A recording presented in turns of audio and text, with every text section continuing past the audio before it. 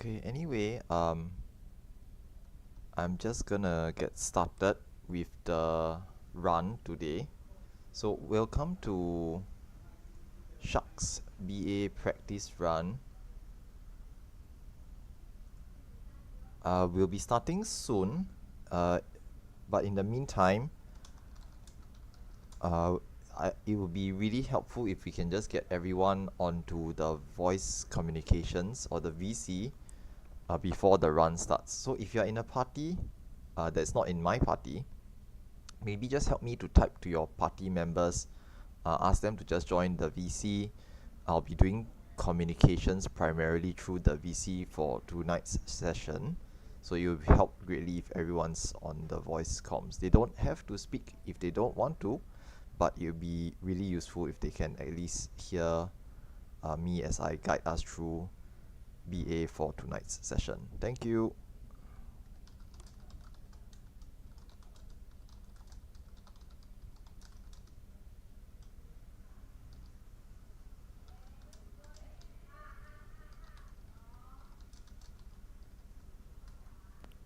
Okay, I think that's it, everyone.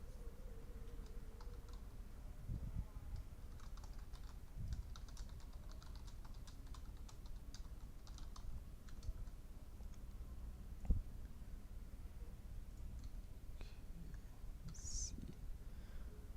I think we have a couple of members who are signed up but are not present.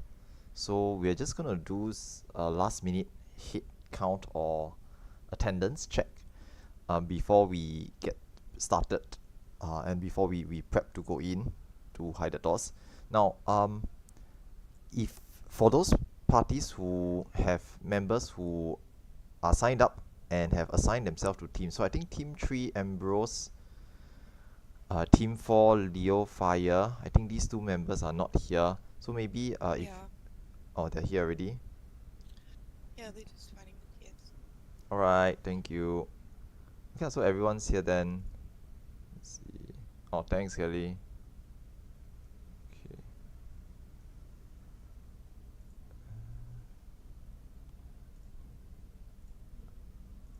Okay, so I think that's everyone except for I think Leo Fire.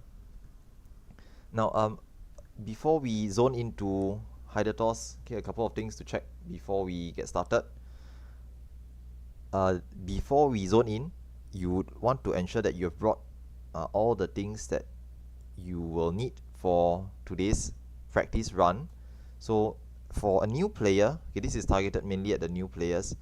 Generally speaking, you will only be able to have the Kirin Osode of fending, slaying, maiming, striking, or scouting. Okay, for physical classes.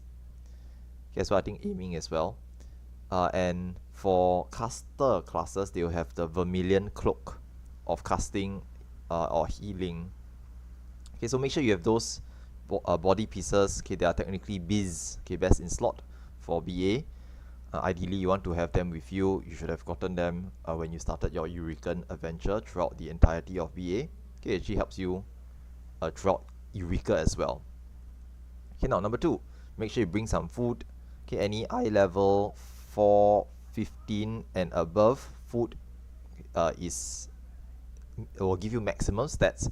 So usually if you're a raider, you can just simply use your eye level 600 and above food as well. Okay, it doesn't really matter. You generally will hit the stat cap. So just bring some food. Get the 10% vitality and stats increase will actually be a small help. Okay, it will help you a little bit. It's not mandatory, but any little bit helps. Okay, now the last thing to check is to make sure that you have all your logos, actions or logograms ready. Now for those who are new, generally speaking, you should have checked through the BA README guide and or looked at our CA Eureka or BA guides prepared by Nia. Okay, these usually list out things that you should prepare prior to starting or doing BA. One of those things is just having the appropriate logos, actions, okay, and or wisdoms, etc., etc. Okay, that you should have with you as we go through BA. Now, do note that we'll have a little bit of time to arrange things or prepare things after we zone into Hydatos in about 2 minutes time. Okay, but ideally you should have them prepared. We may not have much time after zoning in before we need to get started. Okay, so ideally you should have prepared beforehand. Okay, but there will be a little bit of time to prepare later on. Now, for new players, do understand that in BA, you will not be able to res yourself if you get killed. Okay, or should I say, other players will not be able to res you if you die through regular means. So every death actually hurts the alliance in a sense, because you can't get resed. Now the only way to res is through this logos action known as Spirit of the Remembered, which gives you a 70% chance to raise yourself immediately, and it is consumed each time you die, hence the need to bring multiple copies of it as we go through BA itself. Now hopefully we don't get too many deaths, okay, but accidents happen, sometimes things go wrong. Okay, it's good to have a surplus or some spare copies of Spirit of the Remembered, okay, as we go through BA. Now the failing that, okay, now Spirit has a 30% chance that you'll fail.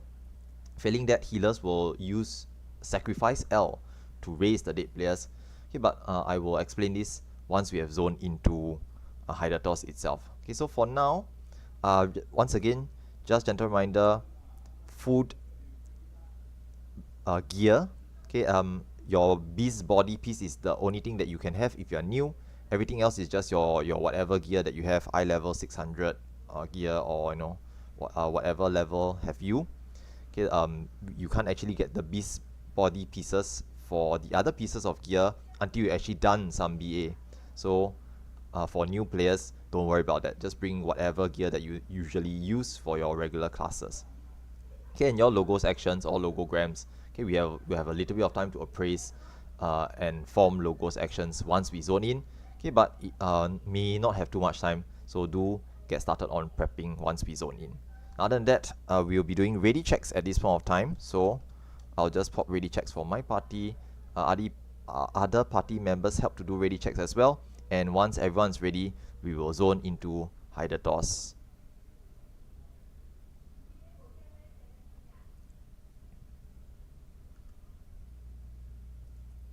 Okay, now all your party members need to be in the Tier 1 zone of Kugane for the party leader to zone your entire party into Hydatos.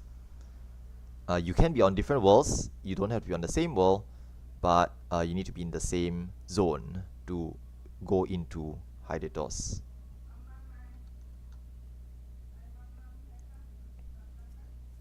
Alright. Okay, if all parties are ready, just zone in. Now, in the past, we have had cases where we had instancing issues where once we zone into Hydatos, we may not be in the same instance. Having said this, generally on Materia, we are more or less guaranteed to be in the same instance if we all zone in at the same time. So, but just as a precautionary measure, okay, once you zone in, make sure that you are in the 40 player or 40 plus player instance. Okay, it's currently about 41 players in the zone.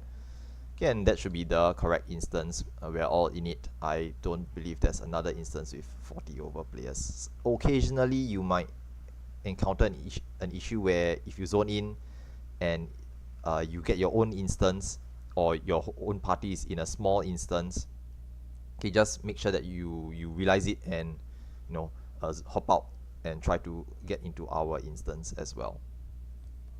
Now, other than that, welcome to Hydatos. We are now waiting for OVNI to spawn, and we will begin BA after OVNI has spawned and we have killed OVNI. Now, there's a couple of things to mention while we are waiting for OVNI, and there's a couple of things for me to go through during this wait time. So, during this downtime, spend some time, okay, take the time to go and create your logos actions if you need to, okay, using the logos manipulator here in the town or encampment in Hydatos.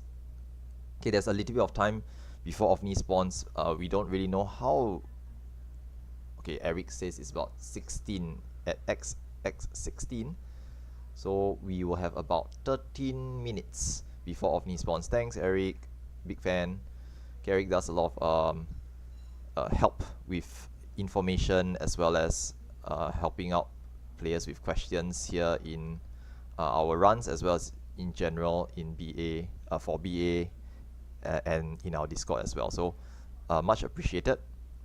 Now, before OVNI spawns, there's a couple of things to cover.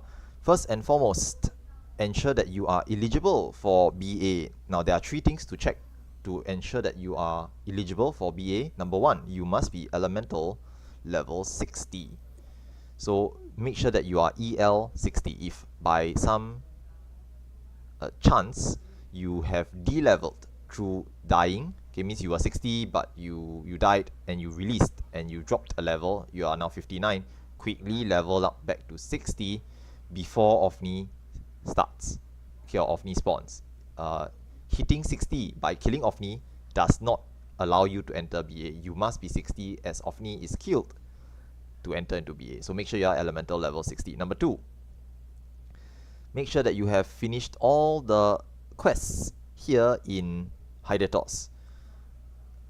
Now, doing the Eureka quest line will unlock BA at the end of the quest line. Kryl, the Popoto, will give you a quest which will unlock BA. It will have this disclaimer or warning mentioning that, you know, BA is difficult. You need tenacity, perseverance, luck, strength, skill, and some other nonsense.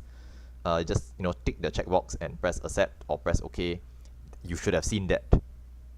That means you have unlocked BA. Okay, if you have any quest icons left on your mini map or your map here in Hydatos, you may not have unlocked BA yet. Please ensure that you have done all prerequisite quests for BA before actually attempting to do BA. Okay, if you haven't done it or you still have any quest icon on your map, you may still be able to speed run through those quests really quickly, okay, before we get started. Okay, and the third and last thing to mention, now later on, once OVNI spawns, okay, we will need to kill OVNI. Okay, everyone needs to participate in the OVNI fate and take down OVNI to be eligible to enter into BA. Now this process, you need to get gold credit rating for the fate. Now this is usually easily done if you are in a party of at least 5 or more players. Okay, 4, 5, 6, 7, 8. Okay, as long as you're not by yourself.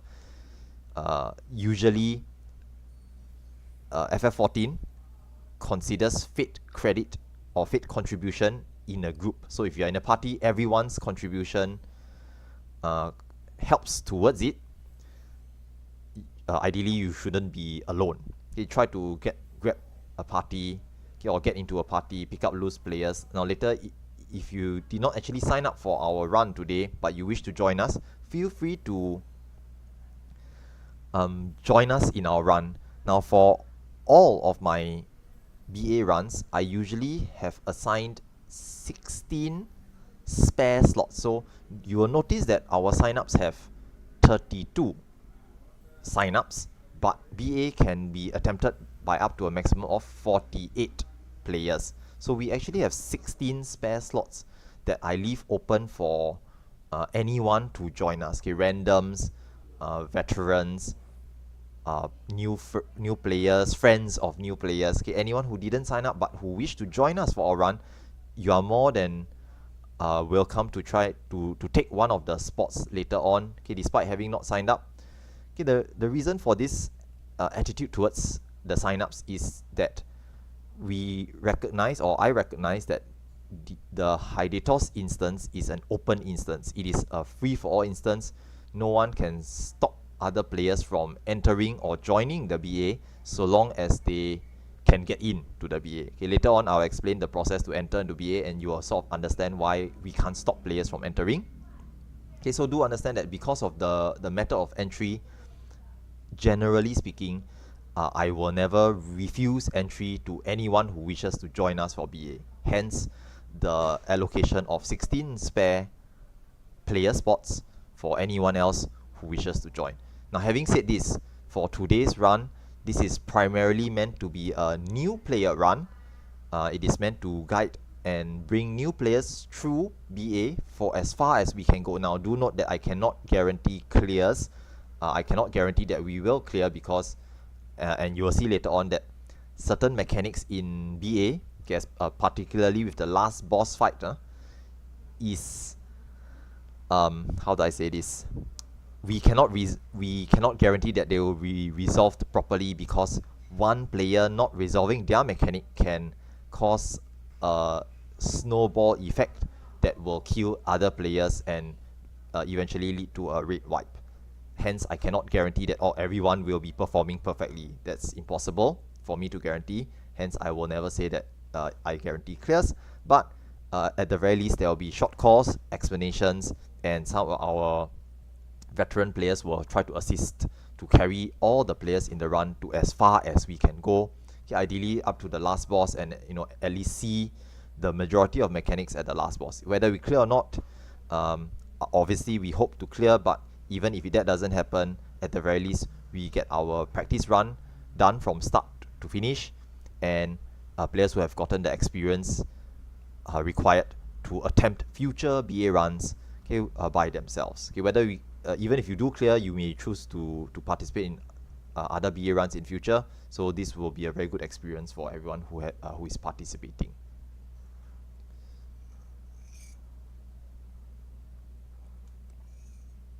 Okay, now coming back to the OFNI fate itself.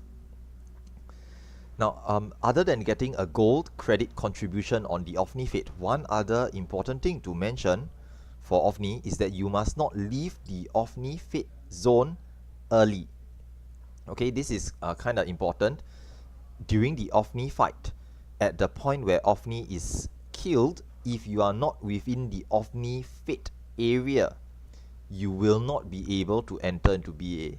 Okay, this is primarily a countermeasure SE, okay, Square Enix, implemented early on in Eureka's life cycle. Because what was happening was that people were running away from the OFNI fate to try to secure their entry into BA early, leaving a handful of players behind to finish off OFNI and disadvantaging them. So to counteract this not so sportsman-like behavior, SE said that if you are not at the OFNI fate when OFNI is killed, you don't get to do BA. Hence, we must all stay within the OFNI fate zone when OFNI is being killed for you to qualify to enter into BA. So don't run off early, just stay within the OFNI fate zone until OFNI is dead, and you will get your gold credit contribution rating victory screen or pop-up telling you that you have successfully done it. Now at that point of time, everyone gets a 10-minute buff.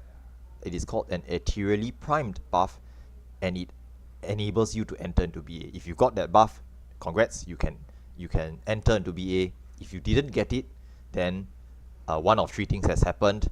It is the three things that I've said. You are either not level 60, you either you haven't unlocked BA, or you left the fate zone early, or did not get gold credit rating for the OFNI fate. So do ensure that you have these three criteria met, okay, to qualify to enter into BA later on. Now, once OFNI spawns, okay, I think it's about another 3 to 4 minutes and OFNI will pop up if the timing is correct. We will assemble at the OFNI fate zone. Okay, usually I will call a start time so that and give players enough time to get there before we start pulling. Just contribute a bit of damage. Okay, just generate a bit of contribution or enmity onto OFNI to ensure that your party gets gold credit rating. And once OFNI is dead, just this phase known as Portal Wars begins. Now, the moment OFNI is killed, what happens is that this phase known as Portal Wars begins.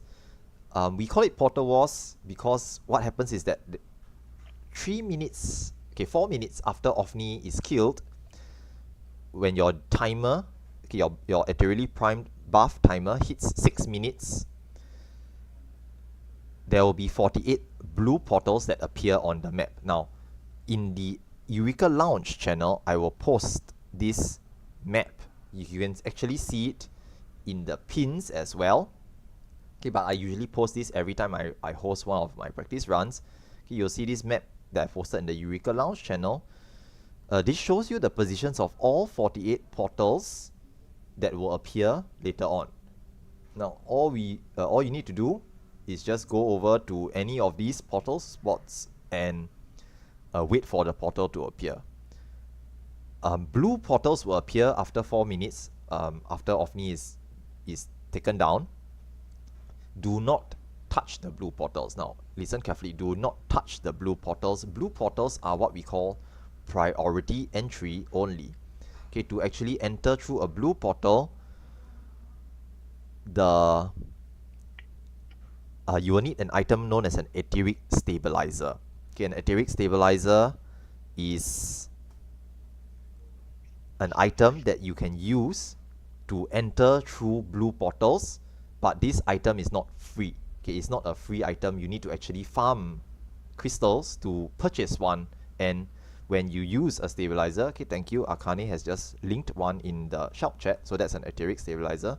When you use an etheric stabilizer, it will be consumed. So every time you wish to enter early, okay, also known as stabbing a portal, okay, we call it stabs for short because it's a stabilizer, so we call it a stab.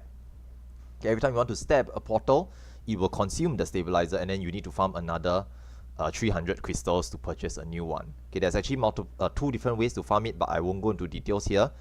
Good. The good news is here on MATERIA, generally speaking, we never ever use stabs. It's unnecessary. The only situation where you would need to use a stab is if you are desperate to enter early, and or there are more than 48 people trying to get in. Then you would want to stab to guarantee your entry into BA. But on MATERIA, generally speaking, we tend not to see more than 48 players. Okay, although the instance looking to be about 58 players right now. Okay, but generally speaking, we tend not to see more than 40 plus players for MATERIA BA runs. Okay, pros and cons. Okay, smaller data center, lesser players. Some of the content is hard to get players to do it. Okay, but at the same time, you don't face competition for things like BA runs, which are open invite. Okay, this FFA, free for all, anyone can enter. We tend not to get too much competition for our BA runs. So there's some pros and cons to living on a smaller data center. Okay, now OVNI is popping up. Is it? Yes. Okay, so we'll be heading over to OVNI, then Frost. Don't you want to do the Frost first? I think, okay, we're gonna set a slightly longer start time for the OVNI. So I think we'll do a 0500 fate time. So we're gonna set it to about 10 minutes from now. Okay, there's a reason for this because I think some of my party members are not actually ready, so they are rushing to be prepared for it. Hence the slightly longer pool time. Yeah, some of our guys are just needing to do something urgently, so I'm buying a bit of time for this. Okay, so for those who wish to go ahead and do the frost main first. Okay, there should be enough time. And while you are doing that, I will continue to explain the portal wars. Now, once OVNI has been killed, blue portals have appeared. If you are at a blue portal, you just sit on it and wait till they turn red. Now, 3 minutes after the blue portals have appeared, red portals will appear, and what happens is that when the red portals appear, you then take the red portals. Okay, so usually there should be 48 red portals minus any blue portals that have been stabbed. Now, once again, generally speaking, on MATERIA, we don't see stabbings. That sounds so mecha, but that sounds wrong. But we generally don't see people stabbing portals. So we should have 48 red portals appear. If you are sitting on a blue portal, when it turns red, okay, you just click on the red portal and enter into BA. Okay, clicking on red portals are free entry. Anyone can use them. If you click on them, you will enter. Okay, do note one thing about blue portals is if you click on a blue portal, you will instantly enter using the steps. So do be careful about clicking on blue portals if you have a stabilizer. Okay, generally if you are a new player and you haven't farmed a step, nothing happens. Okay, but do note that if you do have a step, it will immediately consume the step. There is no prompt asking you, are you sure you want to use the stabilizer? No, it instantly enters into BA, simply because it's a race. It's supposed to be a competition to enter into BA. Hence, the lack of any prompts whatsoever. Fastest fingers first to click on the portal gets in. Okay, so just do be careful about this. Now later, once red portals appear, you simply click on the red portal and you will have successfully entered into BA. Okay, and I will begin explanations on what to do for BA, okay, after we actually begin Portal Wars and get into BA itself. Okay, so for the time being, just chill a little bit. Okay, we're just waiting a bit for some of our guys to quickly get whatever they need done before we start the OVNI Fate in about, let me see, I can't math, 7 minutes. Yeah, 7 minutes. Just under 7 minutes. Thank you. Clearly, I cannot math. All good FF14 players cannot math, read the time, and for some players, they can't even do left or right.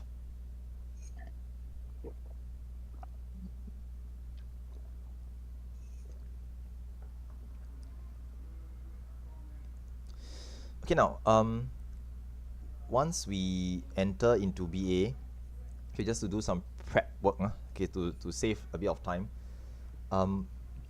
The moment we get into BA, there's a couple of things that need to be explained as well, so I may as well get them out of the way now.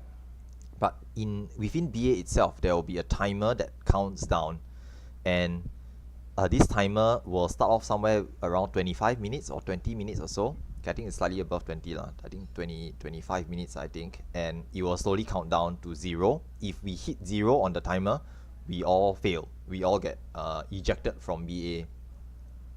However, as we progress through BA and hit certain checkpoints, okay, like for example, after defeating the first pair of bosses, the time will extend. So we will need to go somewhat at a brisk pace once we have zoned into BA. So I will try to keep my run and explanations brief as best as I can. Yeah, a lot of people know that I tend to ramble quite a bit, so I'll try to keep it brief as best as I can. Okay, if not What everyone. you didn't hear was all the veterans in voice chat silently to themselves going, yeah, right. I will try my best. I always say I will try my best every run that I do, but okay, we will try to have at least 30 minutes going into the final boss. Okay, at least 30 minutes. Yeah, okay. And all the Indom players cried out. That's why you don't do Indom during practice shark learning runs. Tend to take a very No, long we time. always Indom. That's as long as we have one room. All we need is one room that didn't get killed. 6-room BA, let's go. We'll see. Yeah. 3 hours later. Hey, I mean, most of the runs, okay, just for everyone here, right, who are new, the run will take approximately from now, about 2 and a little bit, okay, 2.5 lah, okay, 2.5 hours for a standard practice run or shark learning run. Okay, it take about 2.5 hours, including all the waiting time, etc, etc. So slightly under 2.5 now, because we've already been waiting for about 15 minutes, 15 to 20 minutes. So that's added on, so it's about 2 hours and 15 minutes more from this point onwards. I will try to go faster if I can, but people already know that I tend to ramble a lot. A lot of information to cover, and not enough. I don't speak fast enough to cover all of it really quickly. So I'll try my best. Okay, I will try to keep it short. Okay, now saving time. Moving on.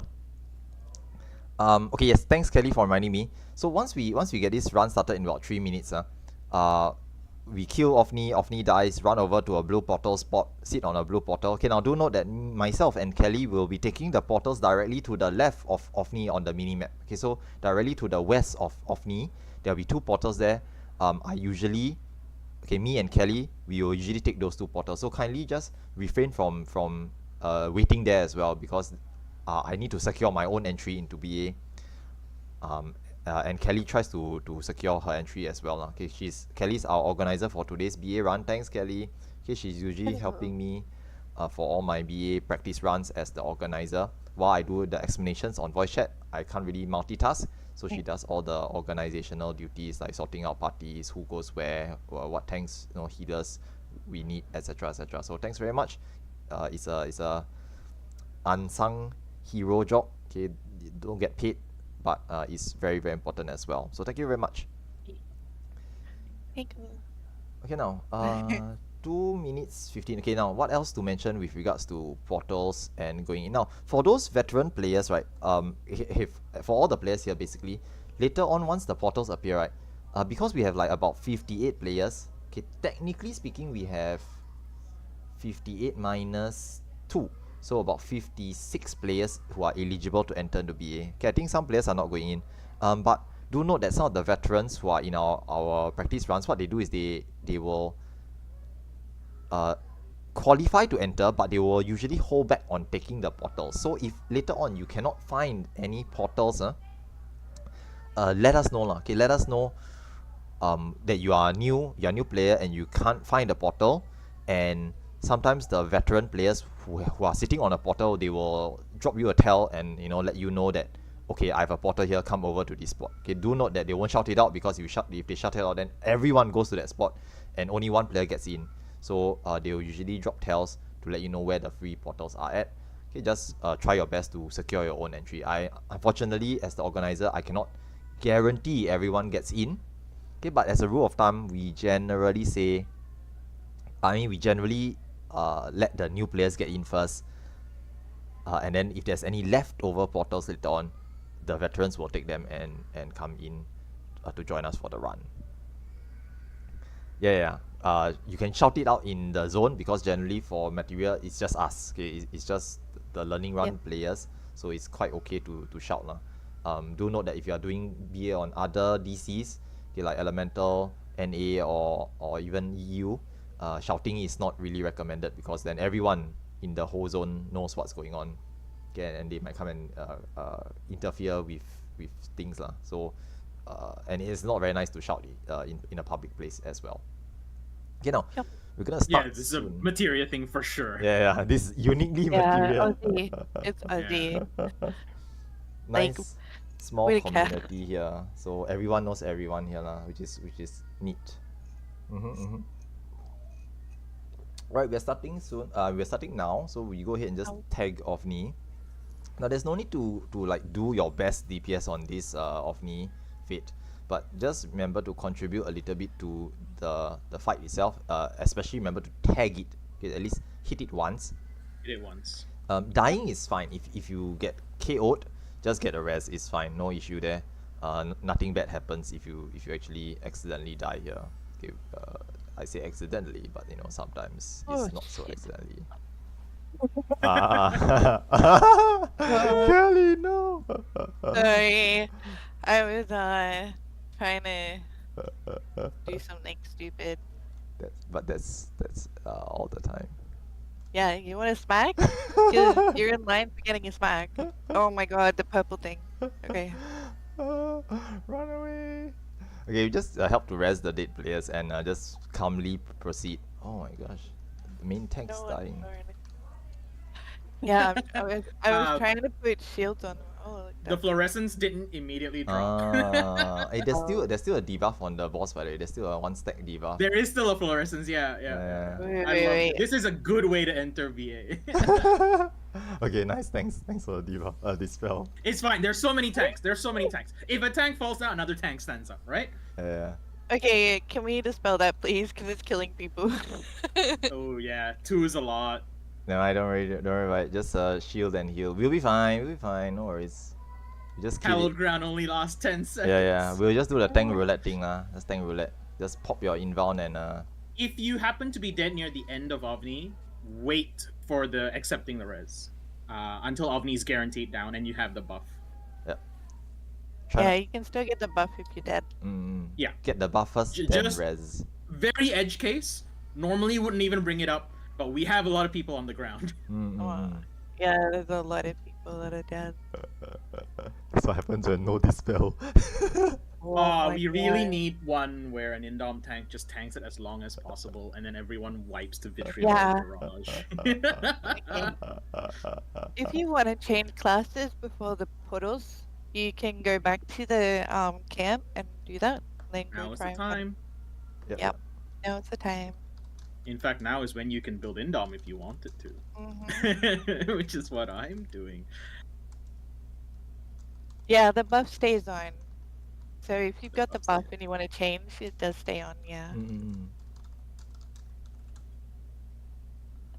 Alright, so portals won't appear immediately, but you can head over to an available portal spot, or if you wish to, there are ferry points. Okay, I think Tryhard has posted one, so there's one ferry near the OVNI.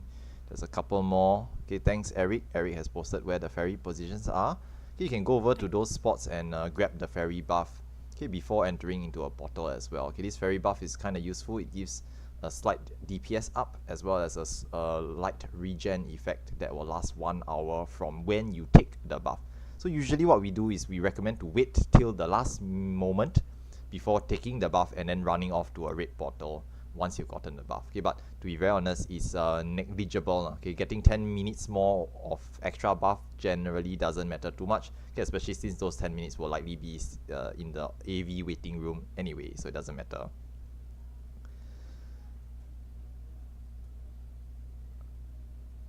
Okay, now for those players who cannot find a portal spot, do note that if you reach a spot where a portal is supposed to be and someone else is already there, generally speaking, unspoken etiquette states that you should move on and find your own portal spot. Okay, if someone's already there, try not to fight them for it. Okay, especially since here on Materia, we generally don't have too many players trying to get into BA, so everyone should usually have their own portal.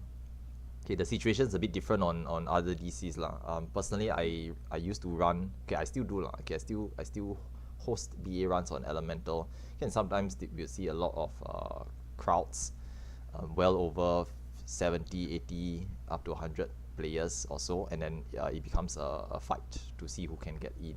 Okay, as I always say, the first hurdle to clearing BA is getting into BA. It's half the battle won. Okay, but here on Materia, it's not an issue, to be honest.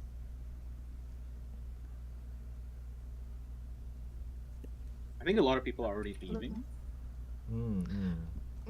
They're here just for the crystals, I guess. Yeah, so we're already down to 54, for example, which Oh, is still that's over good. the portal count, but Yeah, it's fine. yeah. Okay, so blue portals are up. Don't touch them. Don't even click them. Don't put your mouse Don't over look at them. Don't look at it's them. It's a gaze mechanic. Yeah, like not even like pointing it and ticking on it. It'll make you go in if you've got a stabilizer. So I have done it twice before. Oh no. Yeah, and that's why I keep them in my chocobo now.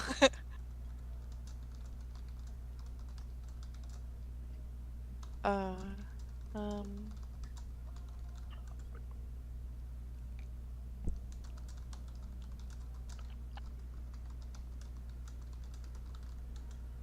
Yeah, so if you can't find a portal, just run around. Let us know. There's some vets that are running around at the moment or standing at a portal waiting for someone to need it.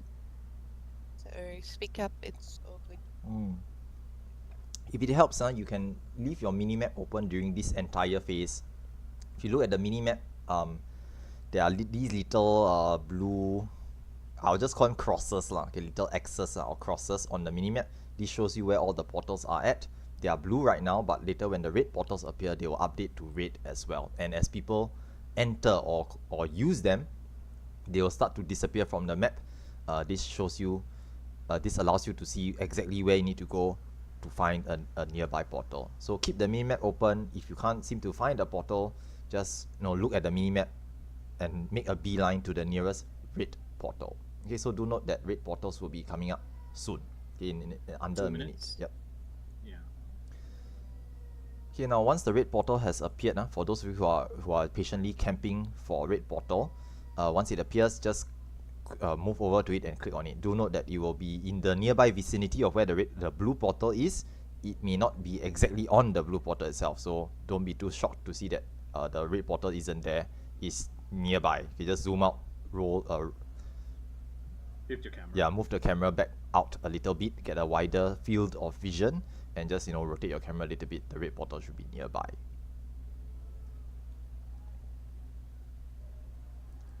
Yep, so for those who need spare portals, you can ping or tell the players in the shout chat. I think Siri is sitting on one. Okay, as well as some of the other players. If you need a portal and you're new, just shout it out.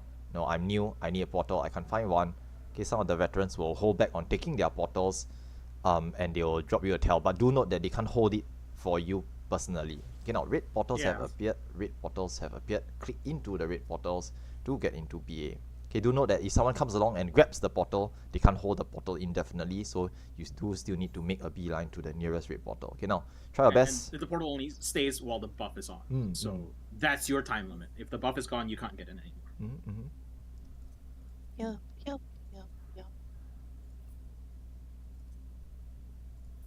Okay, so just try your best to enter into BA. Okay, for those who are still outside, try your best. Okay, look at your mini map, and good luck.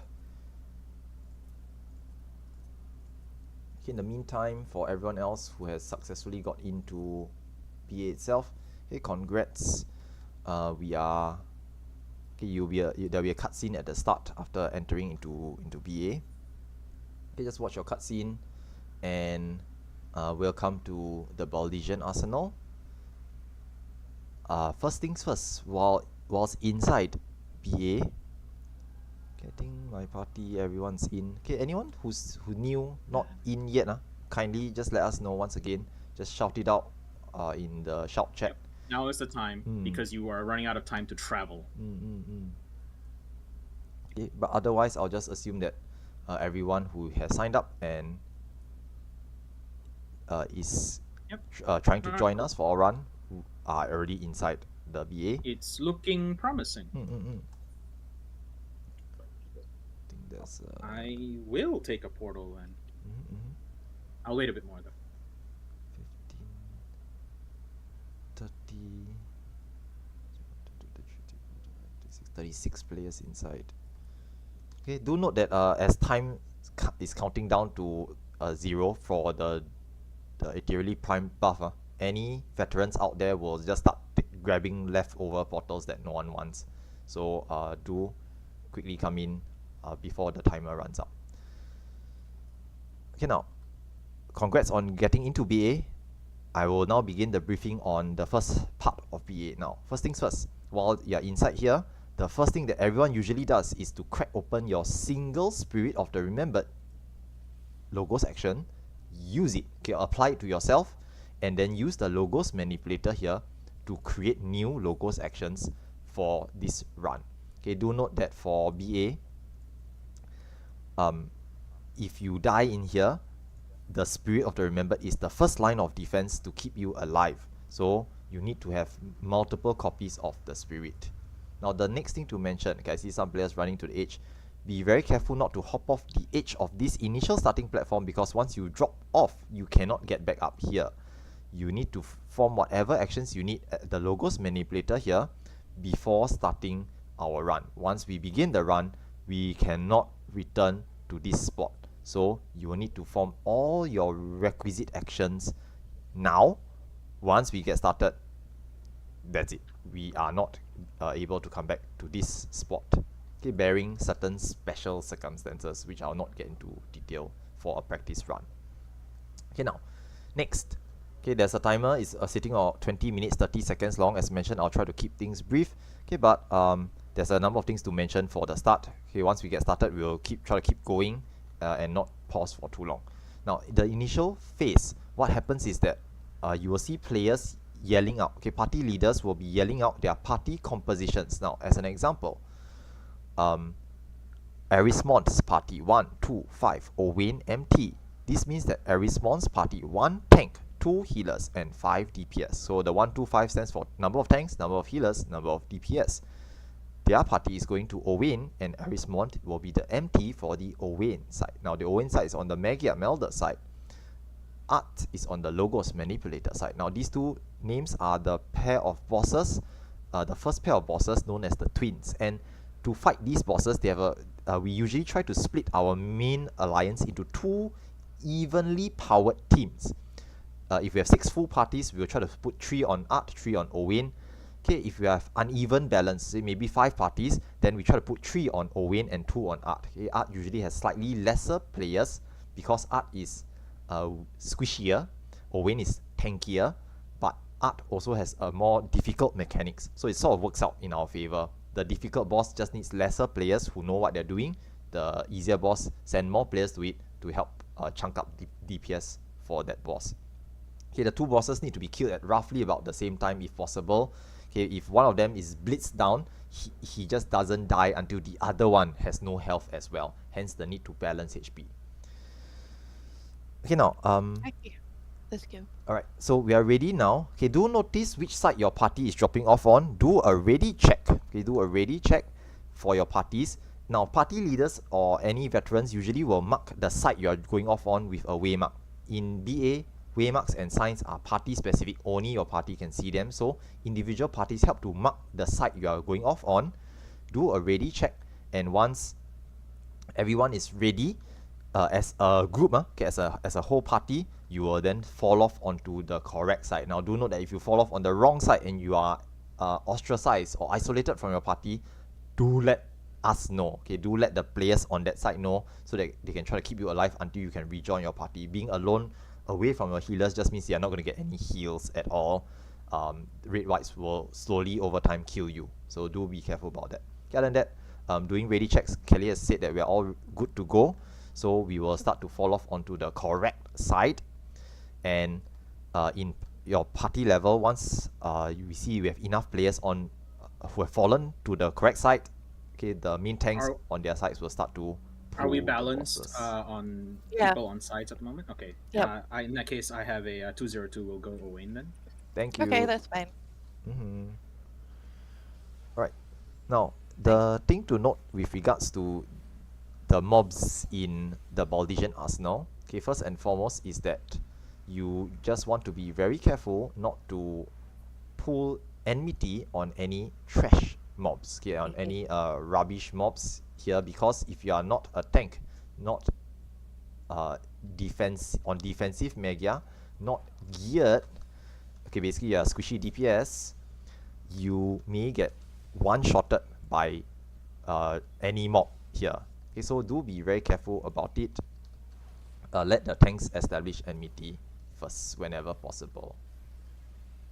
Okay, I think on my side we have a couple of other players, Tryhard and Arcane. Now any sub-tanks or any STs, if you are able to, do help to assist the main tank with tanking duties. If let's say the tank pulls like 3, 4 mobs at once, or maybe 2 different mobs of different elements are pulled, okay, you can step in, turn on tank stance, rotate your Mega to defensive, and help to sort of alleviate the burden on the main tank. Okay, sometimes accidents happen if a healer or DPS pulls an extra mob. Okay, just step in and try to protect. Or a mob just wanders. Yeah. They move. Yeah. If someone accidentally pulls something, just quickly step in, put on your mitigations, pop mitigations, rotate to defensive, and just hold the mob until the alliance can get to it. Okay, if no, the main tank can't handle it and no one picks it up, then usually healers and DPS get one-shotted, and that will start to accumulate deaths.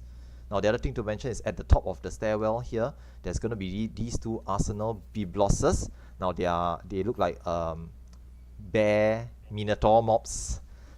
Be very careful, don't be in front or behind them. They do a very nasty cleave to the front and to the rear with nearly no telegraph, you don't want to be standing near them when that happens. Do also note that they will sometimes turn towards the main tank and instantly cleave the main tank. So be very careful about standing with the main tank at all times. And side by side with Shock. Right? I think it's okay lah. Just be careful. Yeah, it's better if you're facing the same direction. You know where not to stand. Understood. We'll just try to take one down. Thanks very much to Akane for helping to tank the other one. I might just get Akane to main tank for this art side, sorry.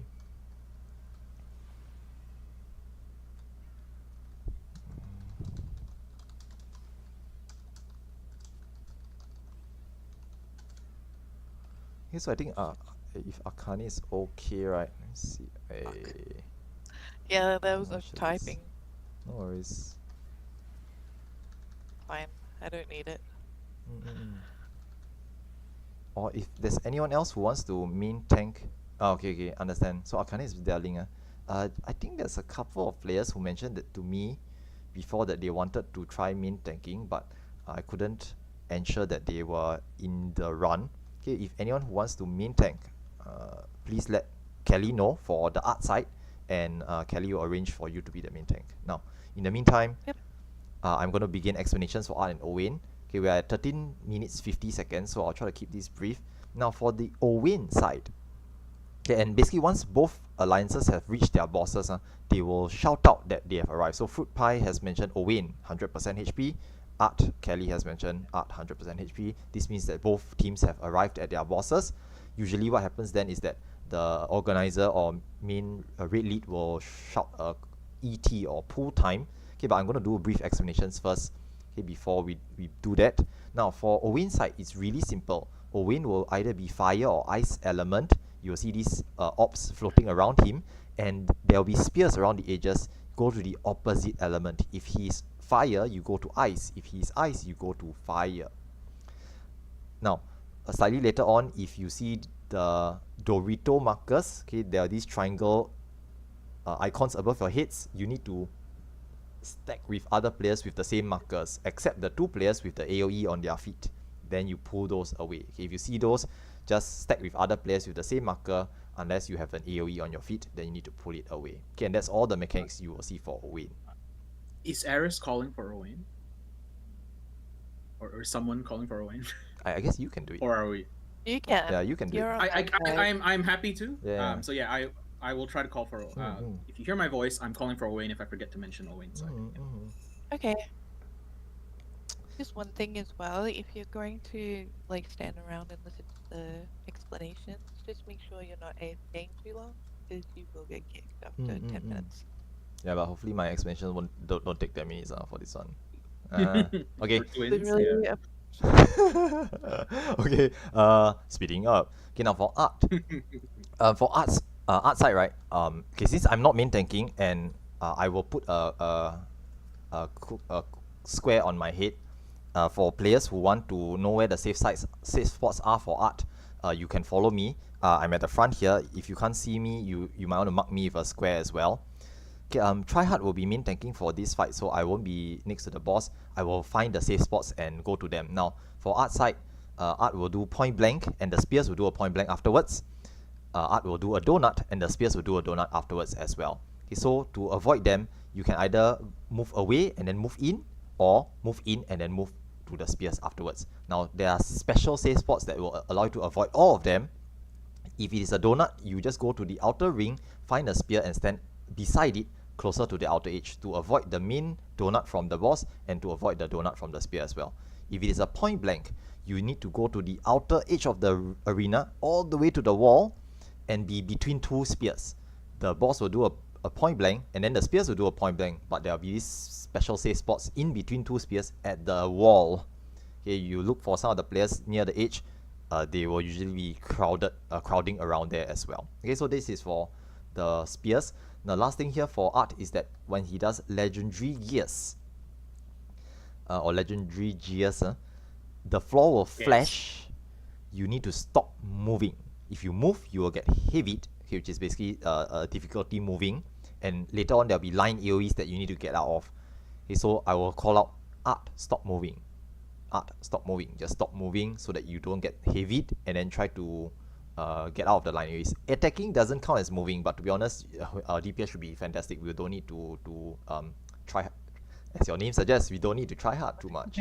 So yeah, just chill, just chill. Try not to die is the most important thing. Okay, other than that, that's it for the explanations. We'll try our best to not suffer too many casualties. If there's any questions or any major issues, please let us know now. If not, then I'll be doing a pull time of ET1340. Okay, 20 or 1 minute from now is the start time. So ET1340. Now tryhard is this tank over here, so he'll be the main tank. Thanks, tryhard. I'll let you do the main tanking if you're up for it lah. We always need new main tanks to practice and to help with main tanking duties for BA. Okay, but not to worry. For practice runs, we have a lot of veteran tanks who will step in if something bad happens. So I'll be on standby in case I'm needed as well. Okay, so just don't worry about it too much. Just try our best. Okay, now last thing to mention here: limit break 1 and 2. The start time is 1340, so LB2 at 1338, LB1 at 1339. Range or caster limit break only. Just fire it off because once we pull, the limit break will drain away. Okay, so ready up. We are going to start soon. Okay, just listen to call out, try our best. Now LB2 now. Okay, LB1 fire it off, and we are starting. Okay, main tank just establish enmity. Okay, anyone can just fire the LB. If not, it's just wasted. So me as well just use it. Now the bosses will open up with a tank buster and a red white.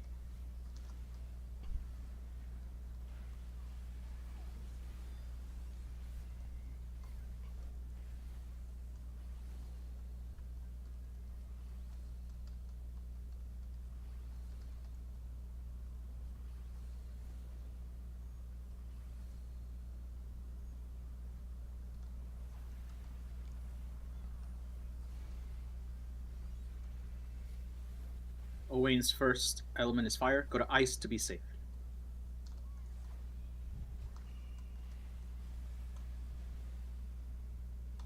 Okay, outside, if you want to be safe, just go to the outer spears and stay beside the spear.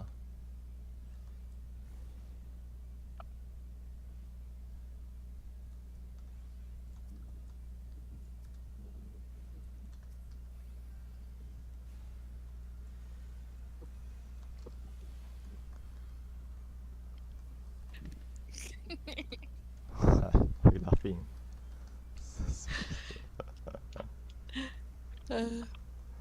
Okay, now for this set of spears for art, just go between any two spears at the outer edge. You must be close to the outer edge. Owain, fire, spear, safe. Also on Owain's side, if we are just now trying to survive, you can switch to defensive if you want to be safer. Art, stop moving. Art, stop moving. This is legendary gears. And then avoid the line AoEs. Get out of them. Get out of them quickly. Go, go, go, yes, sir. Nice. Spicy but nice.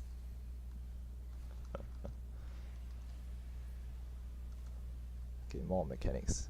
Oh god, I'm it's you. no one. Run, Run. run. Am I like Come to me. Rylan's Come coming over to say me. hello? Come over me. Nice. Yeah, Kelly got Doritos on art on Owain's side. Doritos, all triangles stack up together.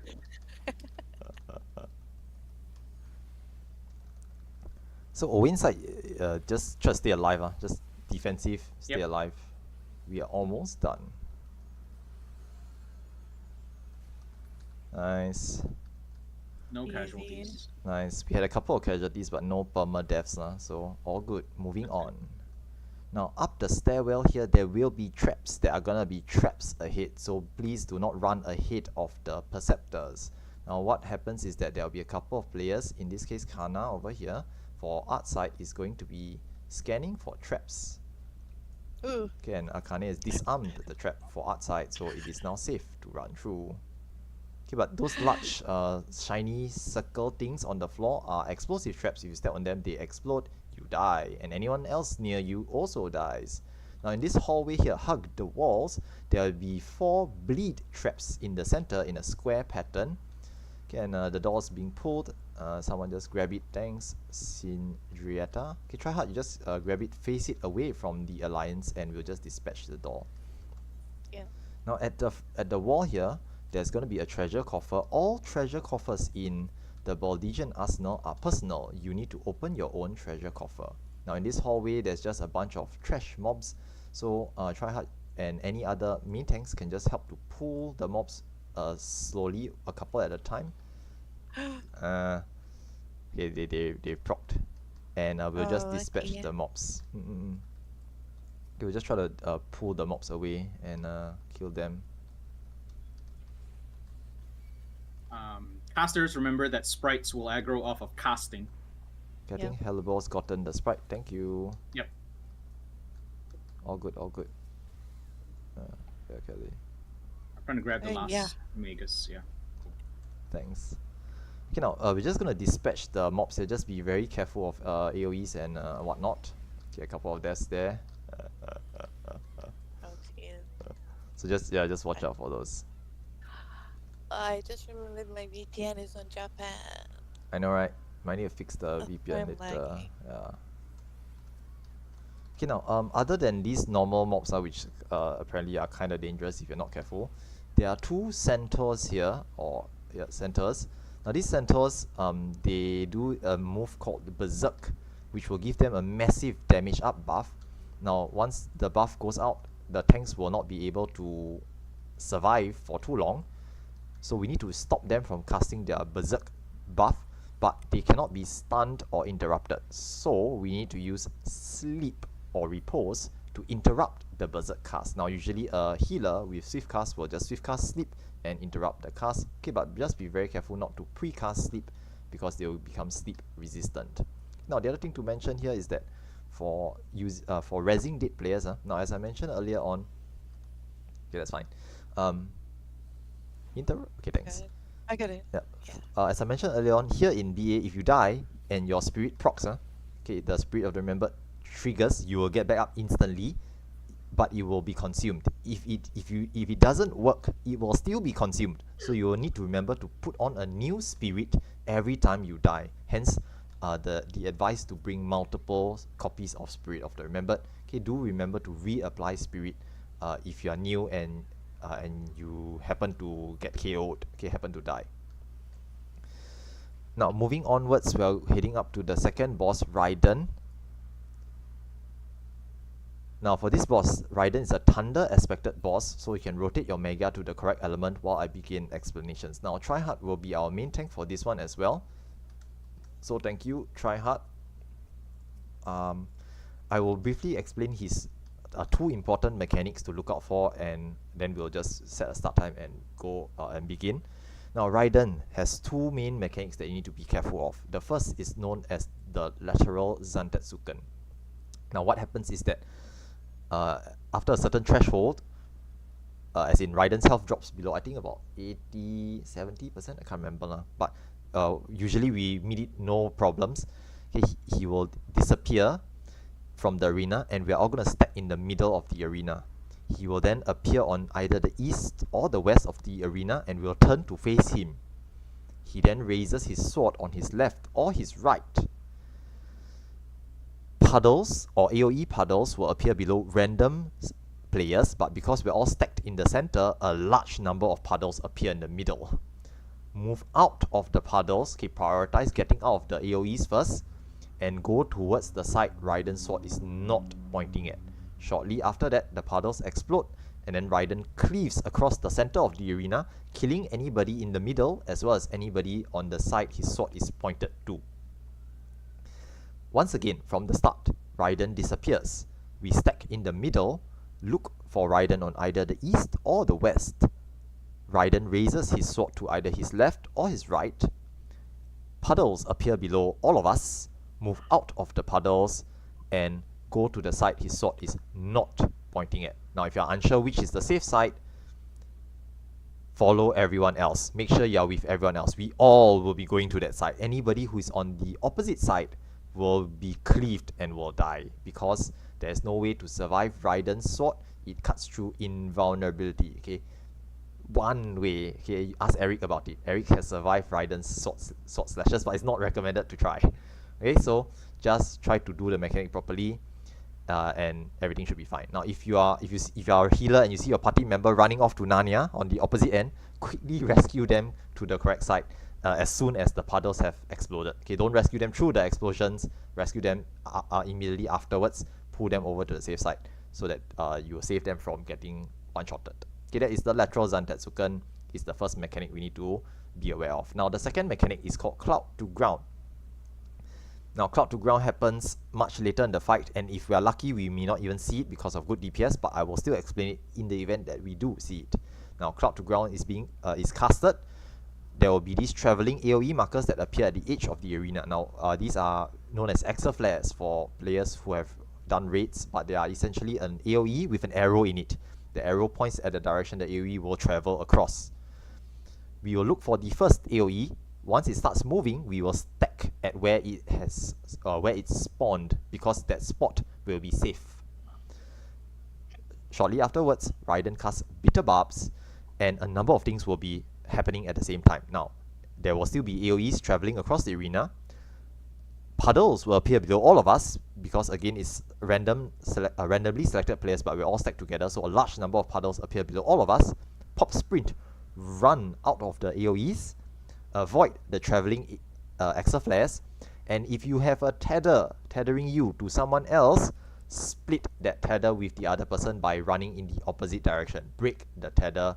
If you stay tethered for too long, you will start to take a lot of damage, and likely one or both of you will die. So split the tether, run around, avoid AoEs, avoid Exer Flares, try to survive. Okay, at the end of all of that, okay, try hard. Do note that at the end of the Cloud to Ground phase, if the boss is still alive, try to pull it closer to the middle of the room. We will need to stack in Raiden's hitbox. Raiden does Whirling Zantetsuken after all of that nonsense. The only safe spot is inside his hitbox. Be inside Raiden's hitbox. Now, this is important. Raiden does Whirling Zantetsuken a number of times in this fight. I will call it out. Please remember to be inside the hitbox. If you are tippy-toeing on the edge of his hitbox, you're gonna die. Okay, all of Raiden's Zantetsuken sword attacks just one-shot players. You can't survive his sword if it hits you. Okay, you can survive if it doesn't hit you. Okay, but that's another story for another time. Okay, other than that, that's pretty much it for Raiden. Any questions? Okay, if there's no pressing questions or issues, okay, do your Mega board check. If you have food, remember to pop food. Okay, I haven't been using food at all, so remember use food. And come into the arena to let us know you're ready. We're gonna start at ET. Okay, I'm just gonna yell out an ET time. ET 16 lah. Okay, 1600. Okay, so 1600, about a minute and a half before we begin. Okay, if there's anyone who's not ready, please let us know. Okay, otherwise I'm just gonna assume that everyone is good to go. Okay, and we'll just try our best to survive it. Oh, is that wrong? 16. Sorry, 18. My bad. Yeah, that's cool. As I mentioned earlier, real FF14 players cannot do math, tell the time, or read. So clearly, I'm a good FF14 player. In before I say FF16 player, I can't even count Roman numerals. Okay. They have the same number of letters in them. I know, right? They do. Exactly. 14, 16. It's all the same to me. It's the same number, basically. Okay, now LB2 at 1758, LB1 at 1759. Again, range or caster's limit break. Just fire it off. Doesn't matter who uses it. It really doesn't matter because it will be wasted if you don't use it. If you're not the main tank, remember to turn off your stance. Yeah. Thanks for the reminder. Okay, now we are starting soon. LB2 if you have it, LB1 if you have it, and main tank just establish enmity. Now Tryhard will pull the boss to the edge of the arena for the first mechanic. Okay, that's good enough. No need to be too far.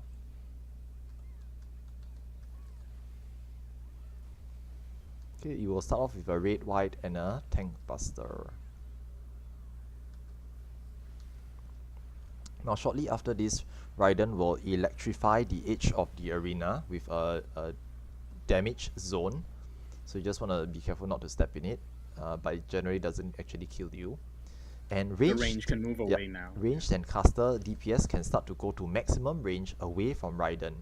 Okay, just go to maximum range. Now shortly after this, Raiden do Ame no Sakahoko. Everyone runs back. Everyone run away from Raiden. He will jump backwards and we need to be inside his hitbox after this. Okay, be inside his hitbox. Be inside his hitbox. This is whirling Zantetsuken. Okay, anyone standing outside generally dies. Now, this is lateral Zantetsuken stacking in the middle, Raiden's on the east. Okay, look at Raiden on the east. Move out of the puddles and go to the safe side, which is on the south. Okay, anyone who dies? So close, so close. Y'all did good. Y'all did good. Almost, yeah. Good try. Yes, Sarah, I saw that. That was awesome.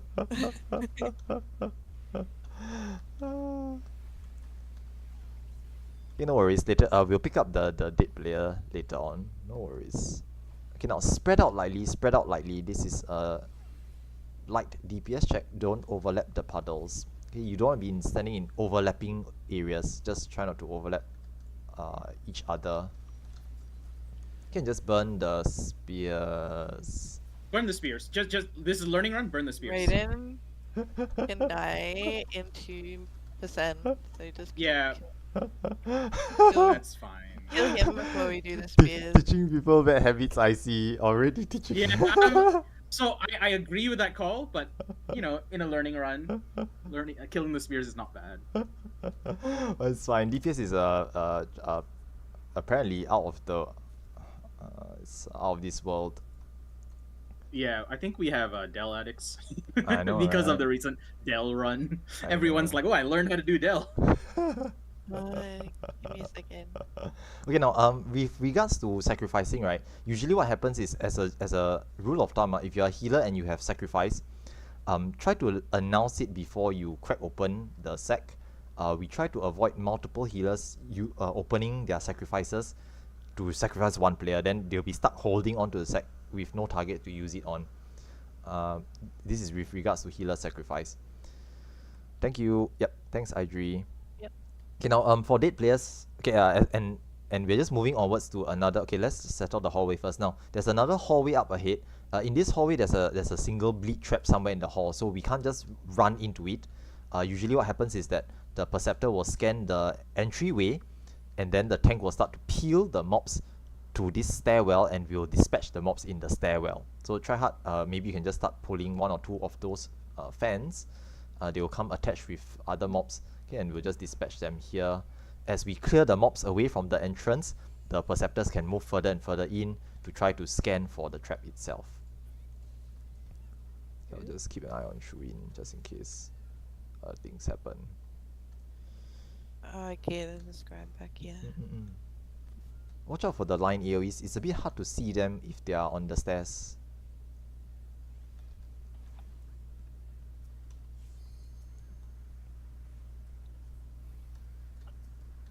Book is walking. No Book worries. is aggroed. I think Tryhard's got it. Tryhard got it. Yeah, nice. Good job.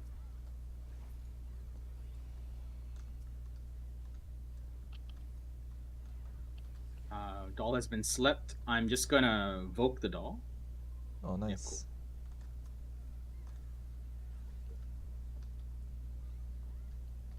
So when the doll is slept, this is just learning run. When the doll is slept, if the doll wakes up, they immediately aggro on the person who slept them. A tank can evoke the doll, which doesn't wake them up, but transfers the aggro over.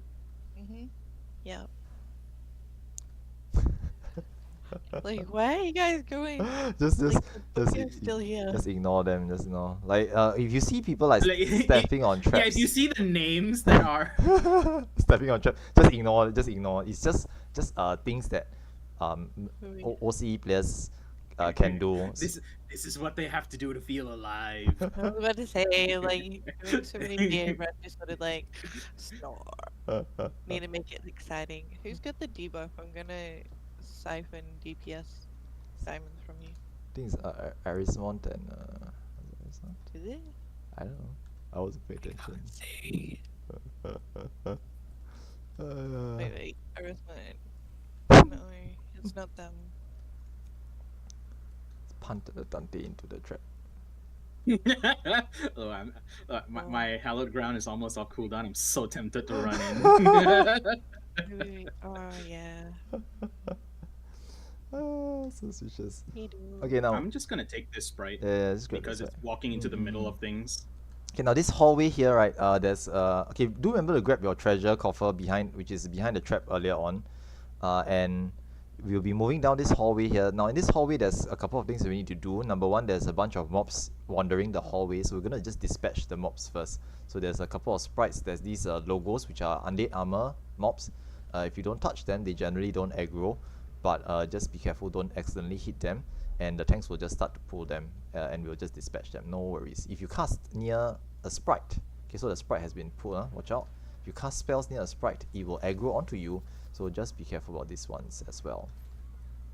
Okay, and what's going to happen here is that there are 6 rooms in this hallway, and there will be 2 things we need to look out for in these 6 rooms. Now, each of these rooms have mobs in them, as well as some of the rooms have traps in them. There will be a visible treasure coffer in one of the 6 rooms. It is random, we don't know which one, but we can see the treasure coffer. So when someone sees it, so for example, Calisiora says that it's in wind, so treasure coffer's in wind. We will clear out the wind room after this. Why are you laughing?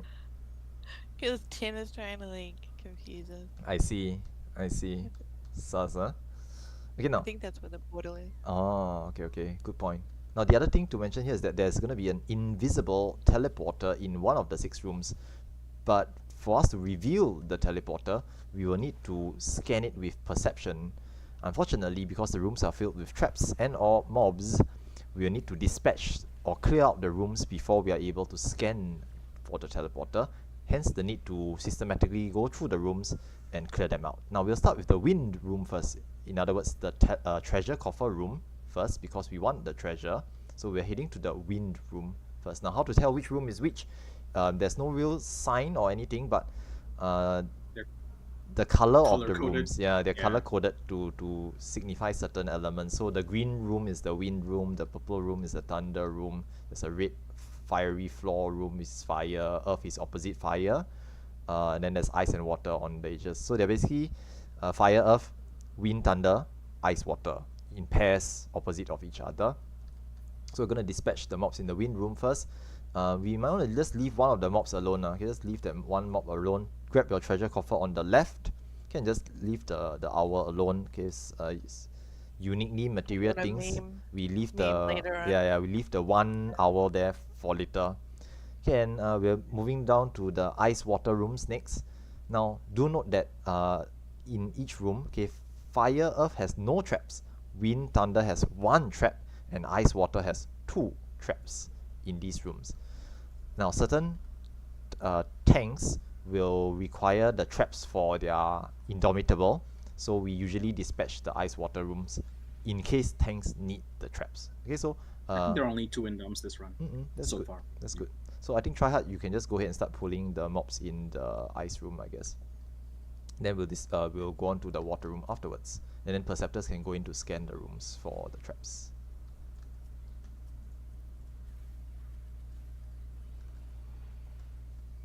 No worries, I got it. I have it too. Thank you. Yeah, we'll just like, okay, the portal is here, by the way. So we found nice. the portal. Nice. One more. Haha, not 6 room. Haha. I can refresh indom for free now. Yay! Damn. Okay, now there's a treasure coffer on the right after you go through the teleporter. So just remember to grab it. It's a free treasure coffer. There's no traps here.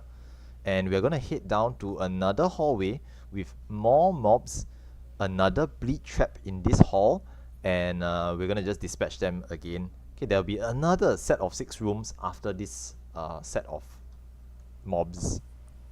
So same thing, don't wander into the hallway, let the perceptor scan it, and then our main tank can try to pull the mobs 1 at a time or 2 at a time to try and dispatch them in the stairwell here. Right?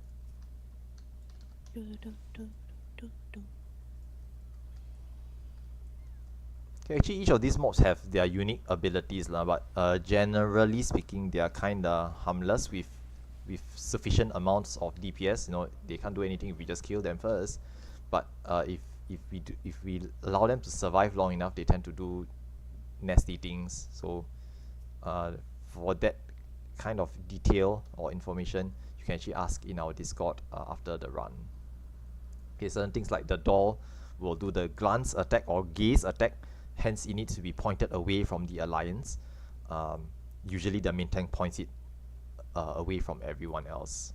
Okay, things like the frogs will do a toy hammer attack, which hits the tank for 98% of their HP.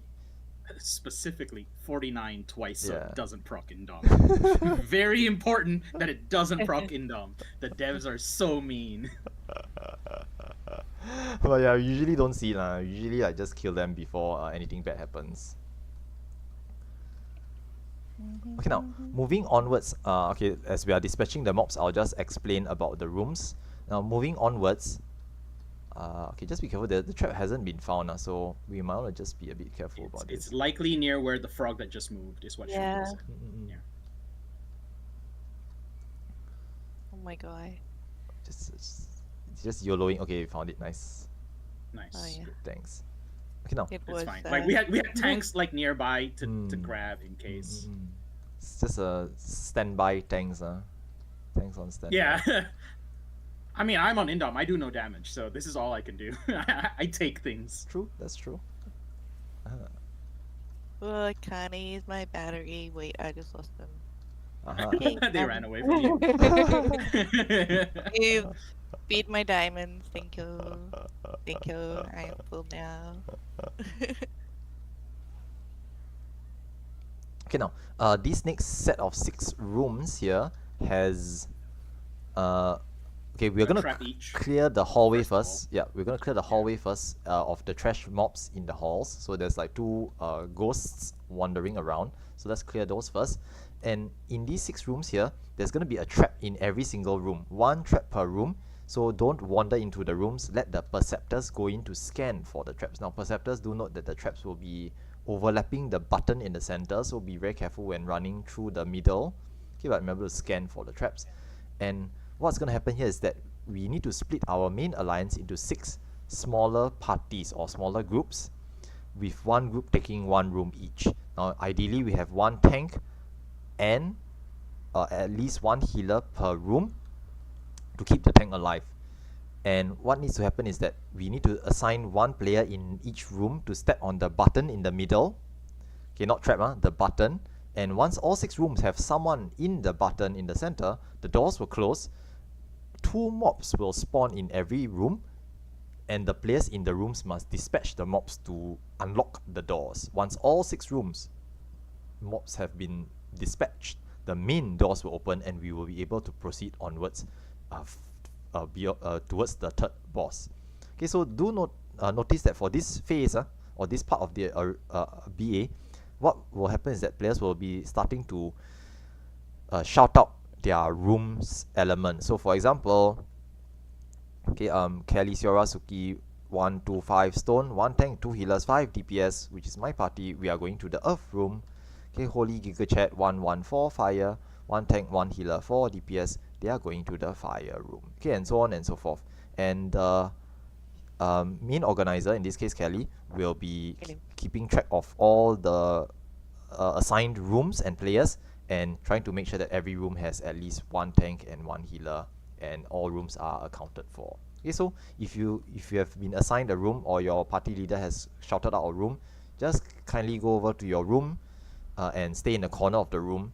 Okay, the reason why you stay in the corner is because when the mob spawn, you don't want to be face pulling the mob. Okay, you don't want to be standing in front of the mob and the mob aggroes onto you, and then the tank has to pull that mob as well. Okay, usually if the tank is too fast fingered, they will pull a mob and you aggro another mob, and now the tank has to deal with both mobs, which is not ideal. Okay, we try to not put a burden on the healer and the tank. Okay, we try to do them one at a time. Okay, but even if it does happen, it's manageable, it's doable. Okay, the tank can just simply pop a few mitigations, okay, rotate through the mitigations and just continue to tank as per normal. Just watch out for the AoEs that the mobs do. Okay, so other than that, just go to your rooms. Now, do also note that for this phase of the fight, in the Hydatos area outside, there's going to be a support fate. Now, if you have leveled through Hydatos and you have seen this support fate or the Tristitia fate, as we call it, it is actually from people doing BA inside. Okay, from people doing BA inside, and they will trigger the support fate.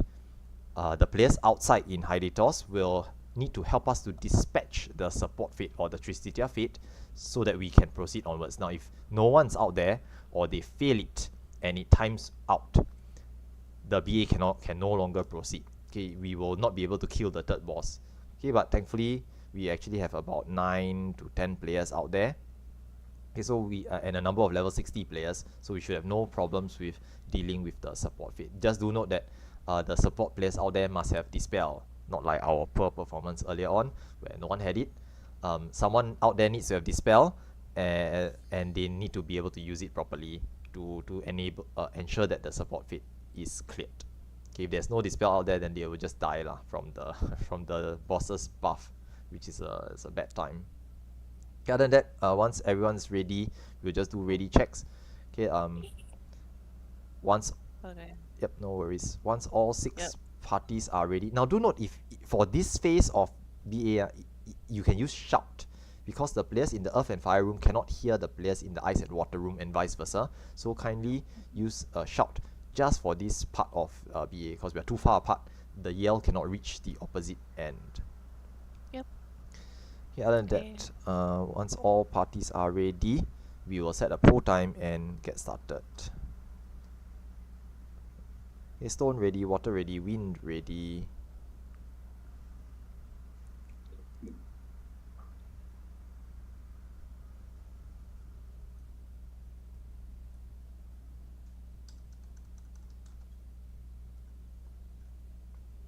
Okay, I think thunder's ready.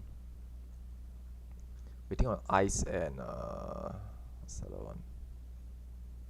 Okay, ice, fire. Okay, that's all of them. Wind, stone, water, fire, ice, thunder. Okay, yes, all parties ready. I'm guessing support fate is ready as well. So we will be starting at ET 0, 0, 2, 20. 0 lah. Okay lah, that's 0, 0, 2, 0. This one is not a big deal. Yep, yep. It's just 2 mobs. Mm-mm. It's mostly tanks that need to be ready. So. Yeah, Tank will pull it over to you. You guys. Okay, so just step in the button and the doors will close. Tanks, just try to pull one mob at a time. Make sure you have your stance on and your Magia rotated to defensive. And just tank and spank one at a time. Okay, this one has been pulled already. Okay, now last thing to mention here is if you manage to dispatch your mobs and the doors open, you sprint out to the front of the hallway, touch the big doors and shout out first, and you win. Yeah. Haha. Oh, nice. That was mine. Under 50% is guaranteed. I Oh. heard. It's supposed to be. I've definitely hit ones that I felt should have been guaranteed, and I'm like, "Aw, Same. but why? I mean, you got to ensure that it's Sharp brand Def L. I see. Yeah, if you buying the non-Sharp branded one, it doesn't even work under 50%. Clearly. Buying counterfeit. Alright, goods. We had an Indom built to 16 in our room. This is fun. Nice. I like doing this a lot. Alright, nice. Quick, faster. Fast. Yeah, we were so not. They were there. They were ready like 3 minutes ago. Like, I was like,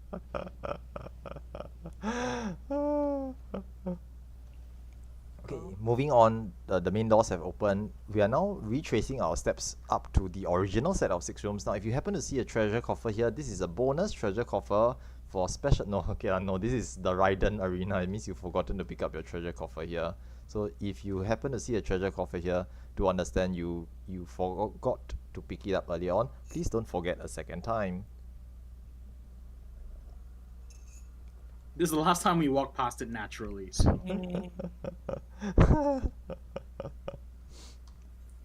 Nice. Okay, now more mobs will have respawned in the original set of 6 rooms, so we are gonna just dispatch them as per normal. Now tanks, if you have your stances on, please remember to turn them off because unless you want to main tank these mobs. Okay, the main tank there will are pull the mobs one at a time, and there's 3 mobs that we need to account for. Yeah. So these 3 mobs are the frog at the start here. I'm just gonna get that over with. Yeah. Thank you. There'll be a centaur and a bibliotaph book monster at the rear.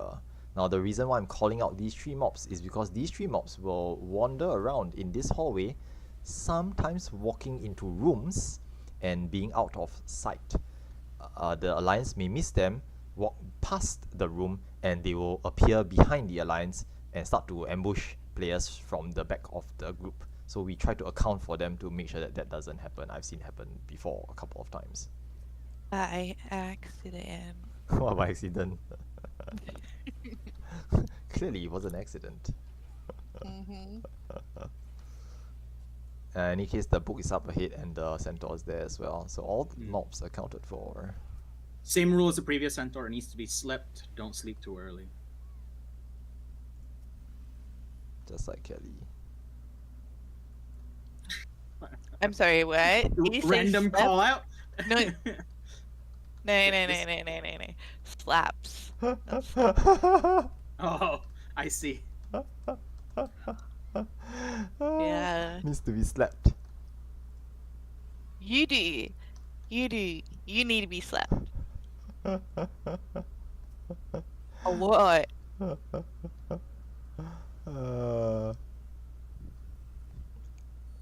Okay, now after this. Oh my gosh. No, it's fine, That it's was fine. last. It's fine. It's I would have fine. been able to take it. I have Hello Ground up. Yeah, Cool. they won't That's last okay, I 10 got it seconds just or in so. time. Nicer, nicer. Yeah. I think you can take 3 hits Mm. without healing. Then the Oh, head. if you're Within in dom? dom? So Within dom? Yeah. Yeah, okay, yeah. yeah, okay. yeah. Alright, okay. And Now at this point of time, Coffee break. we are going to take a short break. Okay, so what's happening here, just to quickly explain and then we can take a short break, is that we are waiting for the support players to get in. Now the support players out there will have been is either fighting the support fate and or will have been done with the support fate, and they're going to have to go through the same process as we did when we entered BA. So you're going to have a 10-minute timer, blue portals will appear 4 minutes later, red portals will appear 3 minutes after that, and they will come in through the red portals, and they'll appear at the start of BA, take a shortcut and arrive here to join us for the 3rd boss and the 4th boss. Now this whole process takes close to about 8 minutes or so. So we're gonna wait for them. This is usually our break time. So we're gonna rest for a while. So let's rest for a while. Go ahead, go to the washroom, bio break, refill your coffee and tea. But be mindful, okay, very careful not to be AFK for more than 10 minutes. If you go and AFK for 10 minutes, the game will kick you out of BA and hide the doors. Okay, AFK kick. So 10 minutes AFK, the game kicks you out. Please do not AFK for longer than 10 minutes. So as a rule of thumb, we're going to be back by 18, okay, no, X, okay, whatever the hour is, okay, it's 18 for me, but for you guys, it'll be like 21. So be back by X34, okay, X34, 7 to 8 minutes. So be back by X34, okay, that's close to about 8 minutes, 7 to 8 minutes. Be back by that time. Just if you need to take longer, it's fine, but just be careful not to be gone for 10 minutes. Okay, so go and take a short break. I'll be back at X34 to continue explanations for beyond, for AV and beyond. Okay, so go rest for a while, take a short break. I will be right back as well. I need to use the washroom and refill my tea.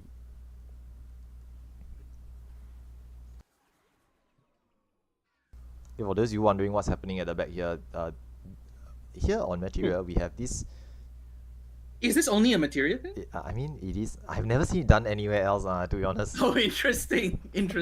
I didn't realize because I only have a materia character, so I didn't know. Primal does it. Yeah, Primal I does it. figured Cool. that you would have been like some other people I- would have figured this out and messed around with it as well. But yeah. Yeah, it's not normal for materia to be the start of something just because materia is so young as a server.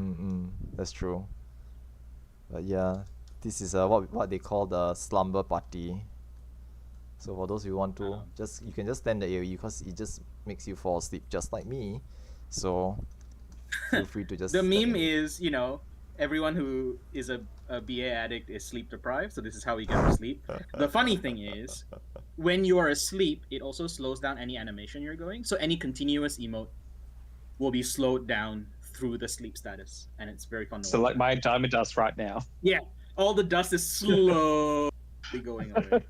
Wow, that's pretty amazing. Imagine you do the hero entrance Yes. emote. The week that launched, someone did it and they timed it perfectly so that it triggered as they left the ground.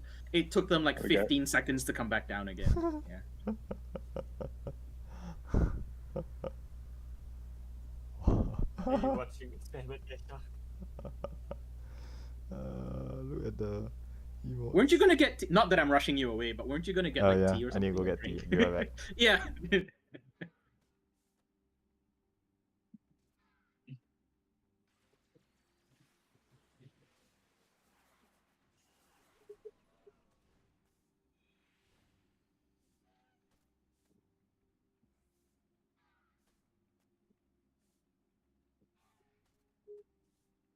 I try and get it for the start of the diamond dust.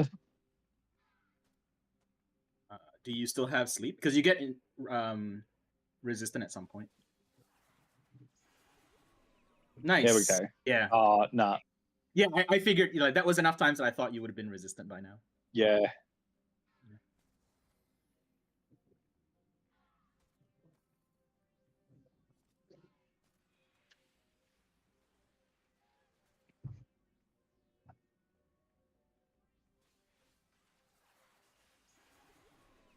There we go. Nice. Nice.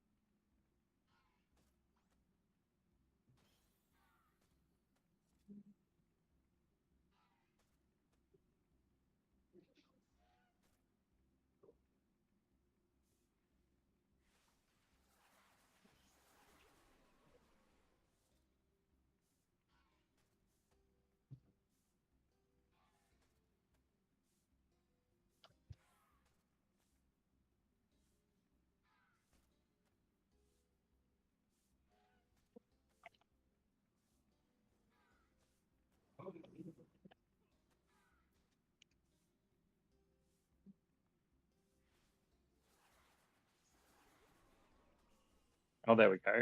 Got it at the start. Yeah.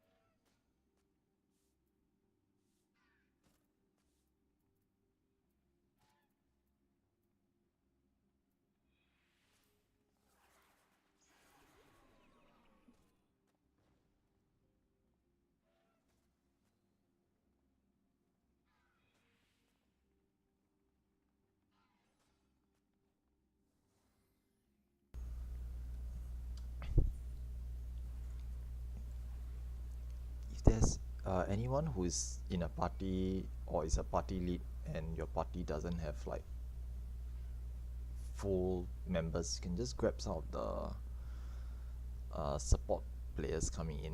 I think Violet needs a party. I chucked an invite to Violet. Alright, thank you. If anyone else wants an invite, just say it in shout chat or something. Mm-hmm. I don't see any non-party people in VA. Yeah, I think everyone's partied up already. I think the rest of the support Yeah. guys, they've formed up. Might have been stayed in the same party. Yeah. Mm-mm.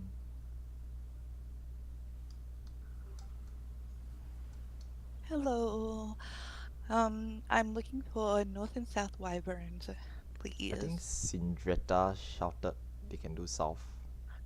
Sure, Okay. I'll take North then. Alright. I'll even type it into chat. Okay, thank you. That's Well, one. I'll yell it into chat.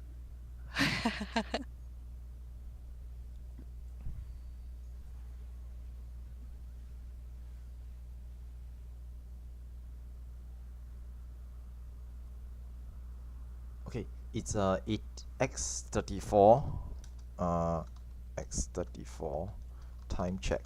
So I'm just gonna begin explanations on what to expect for the second half of BA. Okay, for those who are back already, thank you very much for coming back. Now for those who are here, just remember once again kindly to move your character and or move your camera, just touch something okay, I mean like touch something like your keyboard or your mouse or something, and interact with the game a little bit to prevent the auto kicking from taking place. Okay, even if okay, I found that as I'm explaining things, people just tend to like doze off or like just blank out, so just be careful of the AFK kick timer.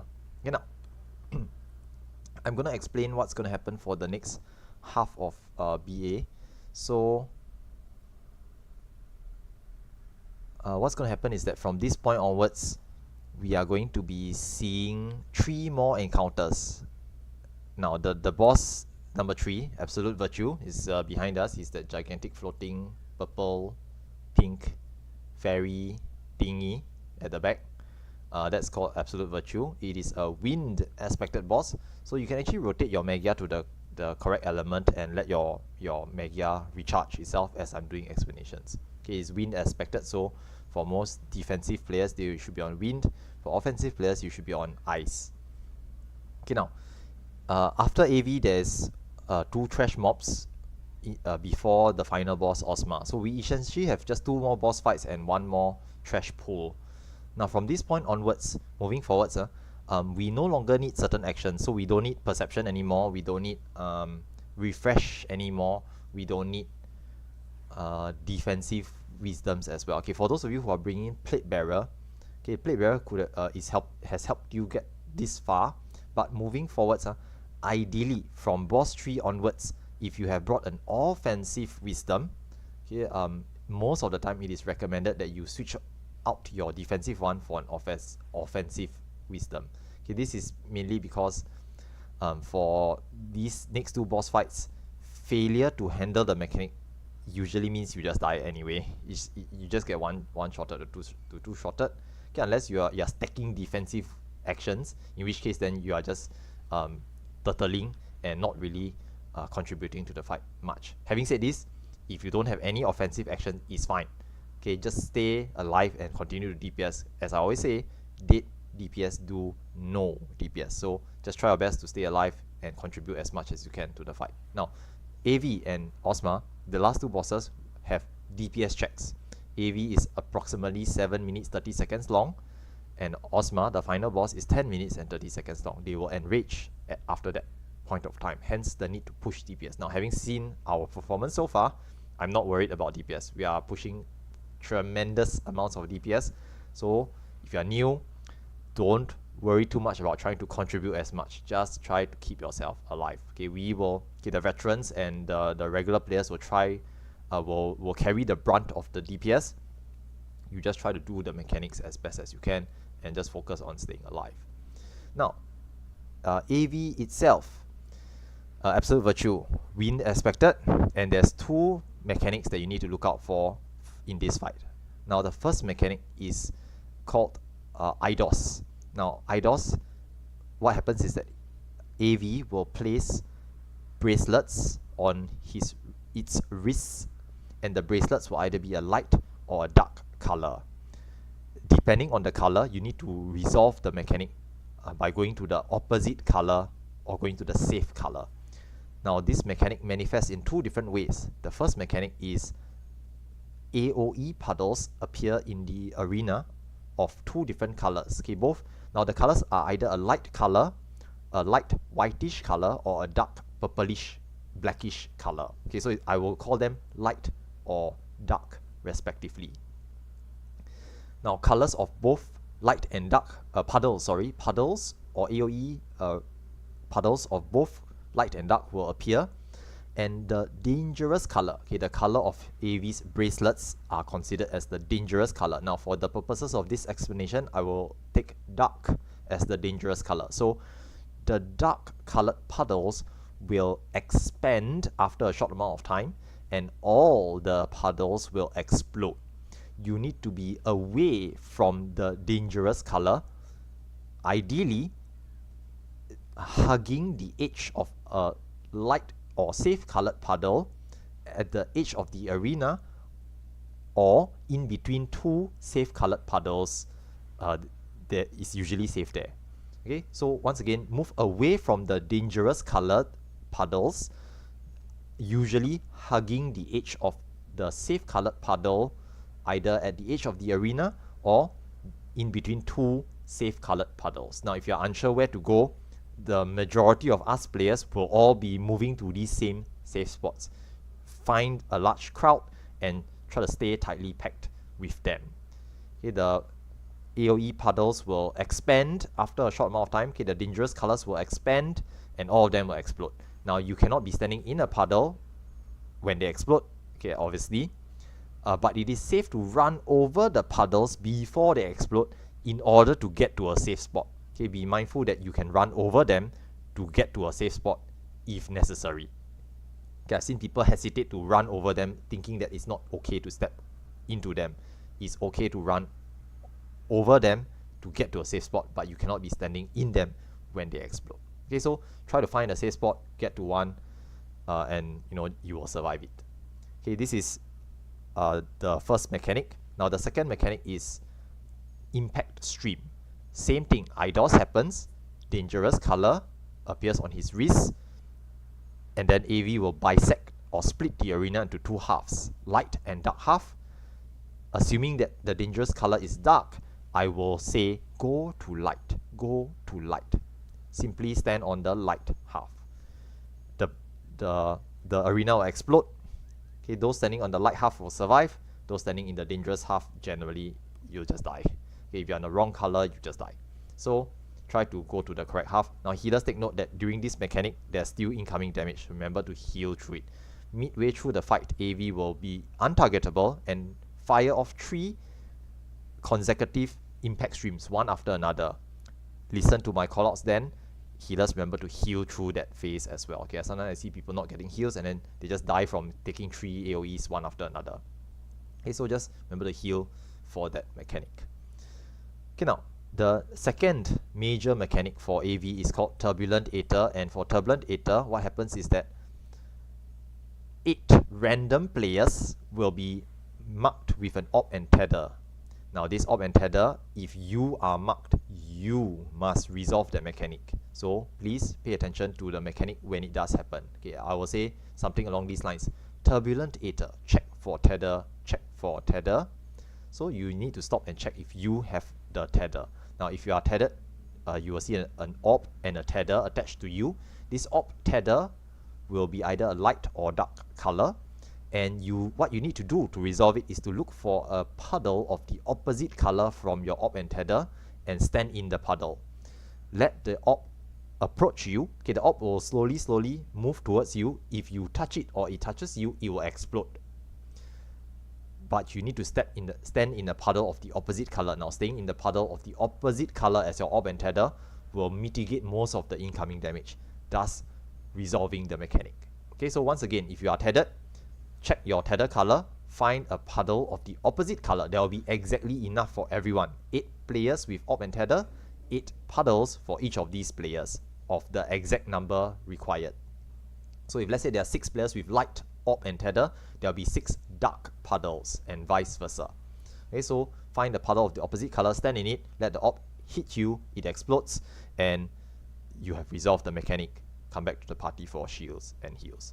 Okay, now in a pinch, if let's say you cannot resolve it, you fail to realize that you are tethered until the last minute, and or you cannot seem to find a puddle of the opposite color, just rotate to wind, rotate to defensive, move to the edge of the arena, pop any mitigations you have, and pray that you will survive. It is possible to survive it if you pop mitigations and rotate to defensive. The main key point here is that you do not want to take the Op and Tether to the center of the arena where everyone is, because when the Op hits you and explodes, it damages everyone around you as well, severely injuring and or killing players, as well as applying a damage down debuff on them. We don't want to suffer too many damage downs for this fight. Okay, so this is the Op and Tether mechanic. It's important that the affected players try their best to resolve them, because of this not resolving it properly can hurt everyone else around you feature. You will notice that this happens in Osma as well, so it is difficult for me to guarantee that everyone can resolve their mechanics properly, hence what I mentioned earlier about not being able to guarantee clears, but we will try our best to resolve all the mechanics as possible, as best as we can. Okay, so these are the few major mechanics for AV. Now the last few things to mention here before we do ready checks and begin. Okay, at this point of time, maybe you want to just do ready checks for all parties. Okay, all parties just do ready checks.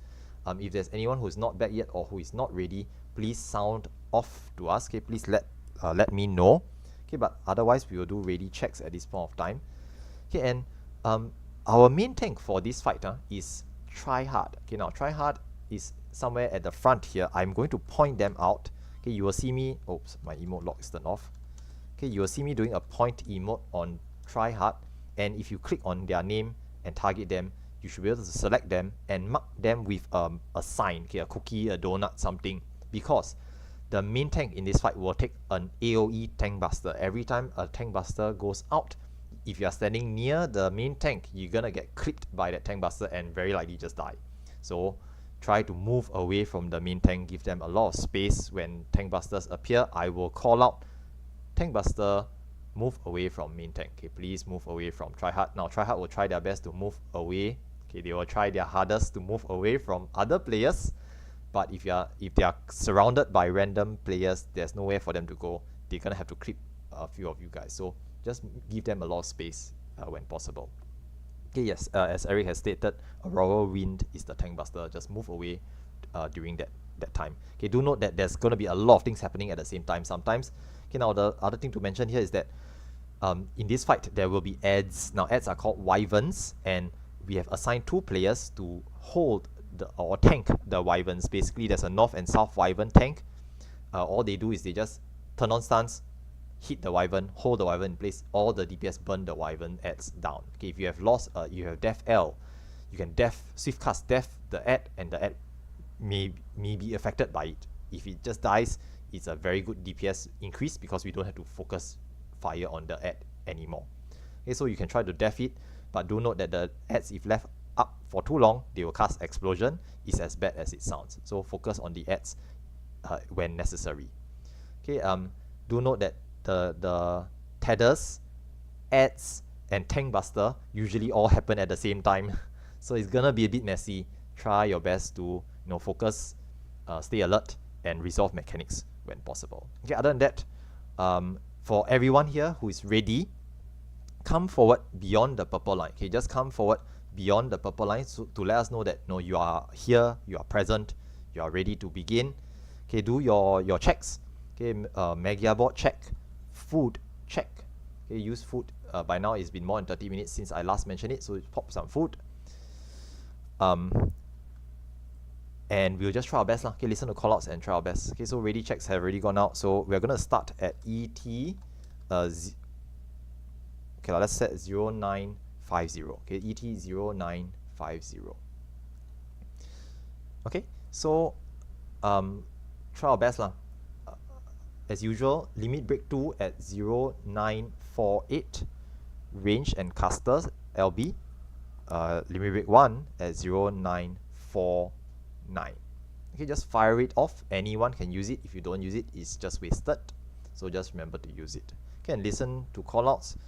We'll try our best. Okay, if at any point of time in the fight, if you accidentally die, remember to pop a new Spirit of the Remembered so that you can try to keep yourself alive as long as you can. Okay, but if it doesn't work, then we'll pick you up later at the end of the fight. Okay, so don't worry about it too much. Right, we're gonna start soon. Focus up, LB2, LB1. Okay, and let the main tank establish enmity. If you're not main tank, stance off.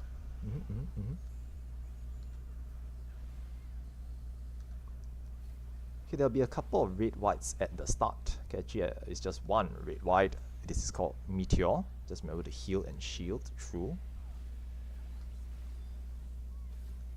And the first mechanic, Eidos, move away from light puddles, away from light puddles. Now, the very first time he does this, there is only one set of puddles. Subsequent casts will have two colors. Now, come close to AV, come close to AV after the puddles have gone out. He follows it up with Medusa Javelin, which is a large conal AoE, as you can see here. Now, for the majority of this fight, you want to try to stay near AV, because when he does that conal thing, if you're far away, you can't avoid it. Now, this is Impact Stream. Go to dark. Go to dark. Be on the dark half of the arena. Once again, as you can see, because he splits the arena into two halves, it's easily resolved by staying near to the boss, so you can quickly cross over to the safe side. Now, Tank Buster on the main tank. Be away from the main tank. Okay, just ignore the players who are rushing to the main tank. They are showing you what not to do when it happens. Yeah. We're trying to Do as I say, not as I do. Yeah. Okay, now, two colored puddles away from light puddles, away from light puddles. Okay, there's a very big safe spot here. Very nice.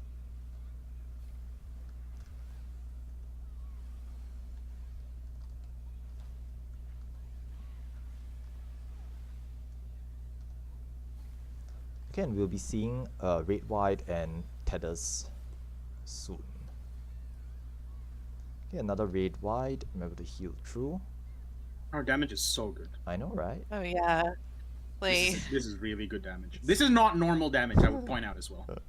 yeah.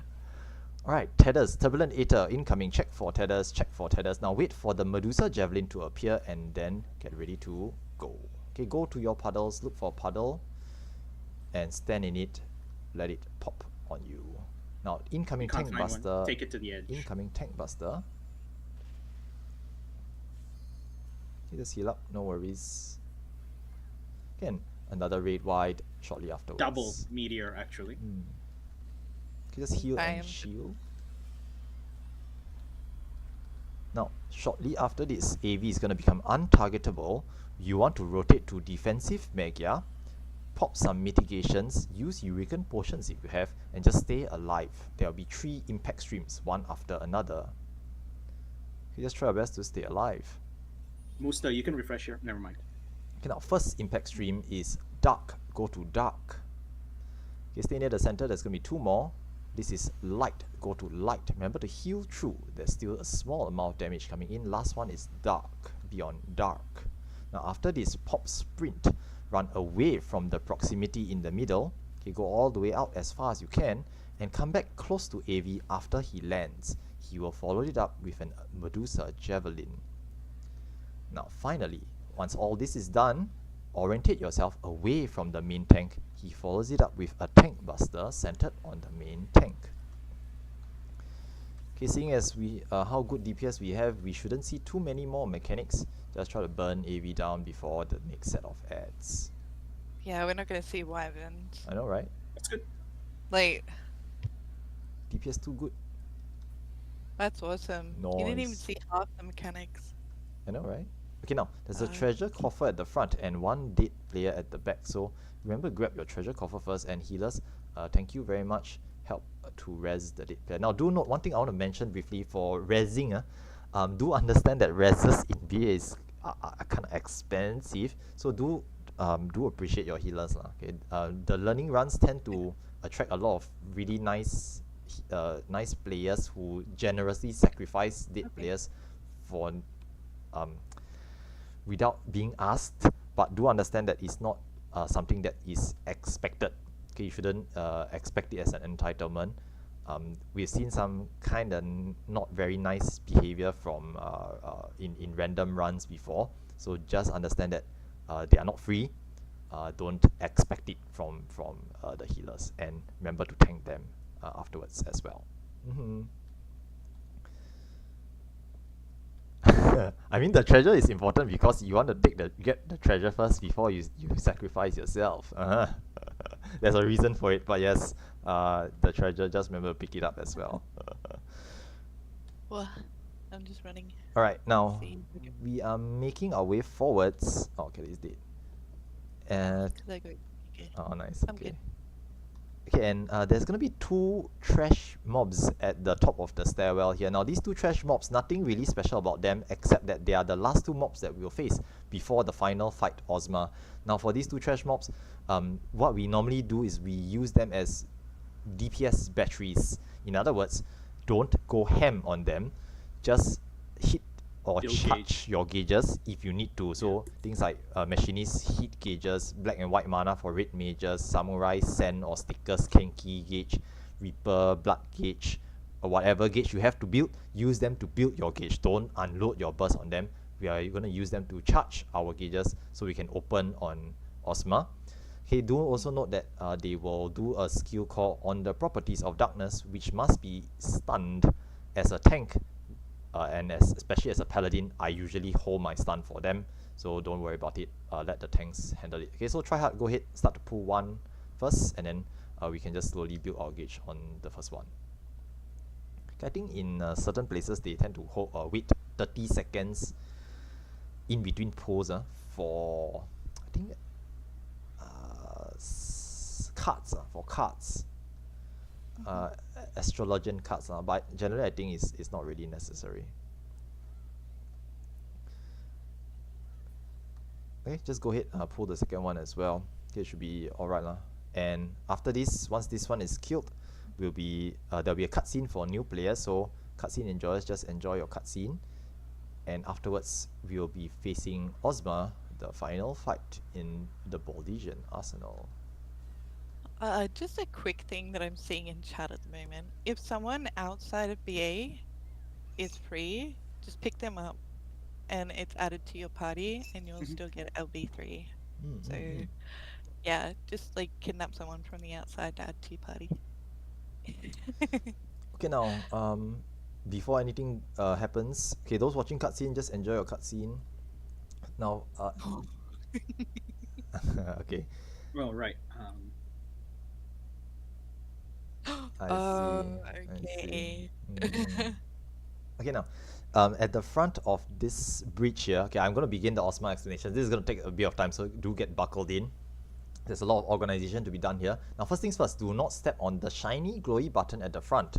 If you do that, you're going to get propelled onto the Ozma arena, and there's no coming back from that. So stay up here first while we sort things out. Now, the other thing to mention is for all players, what we normally do here on Materia is there'll be a player, one or more players casting Shell, and or Protect, usually at the rear of this bridge.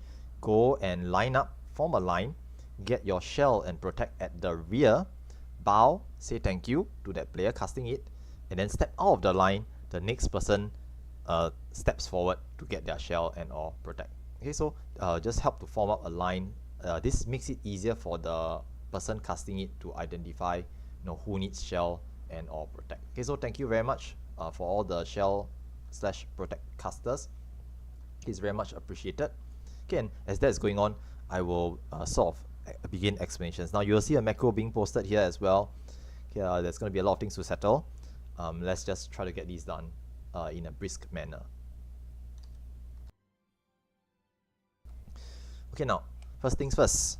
Okay, for those of you getting Shell and Protect at the back, hey, who's casting? I think is it Kana at the back? No, that's different.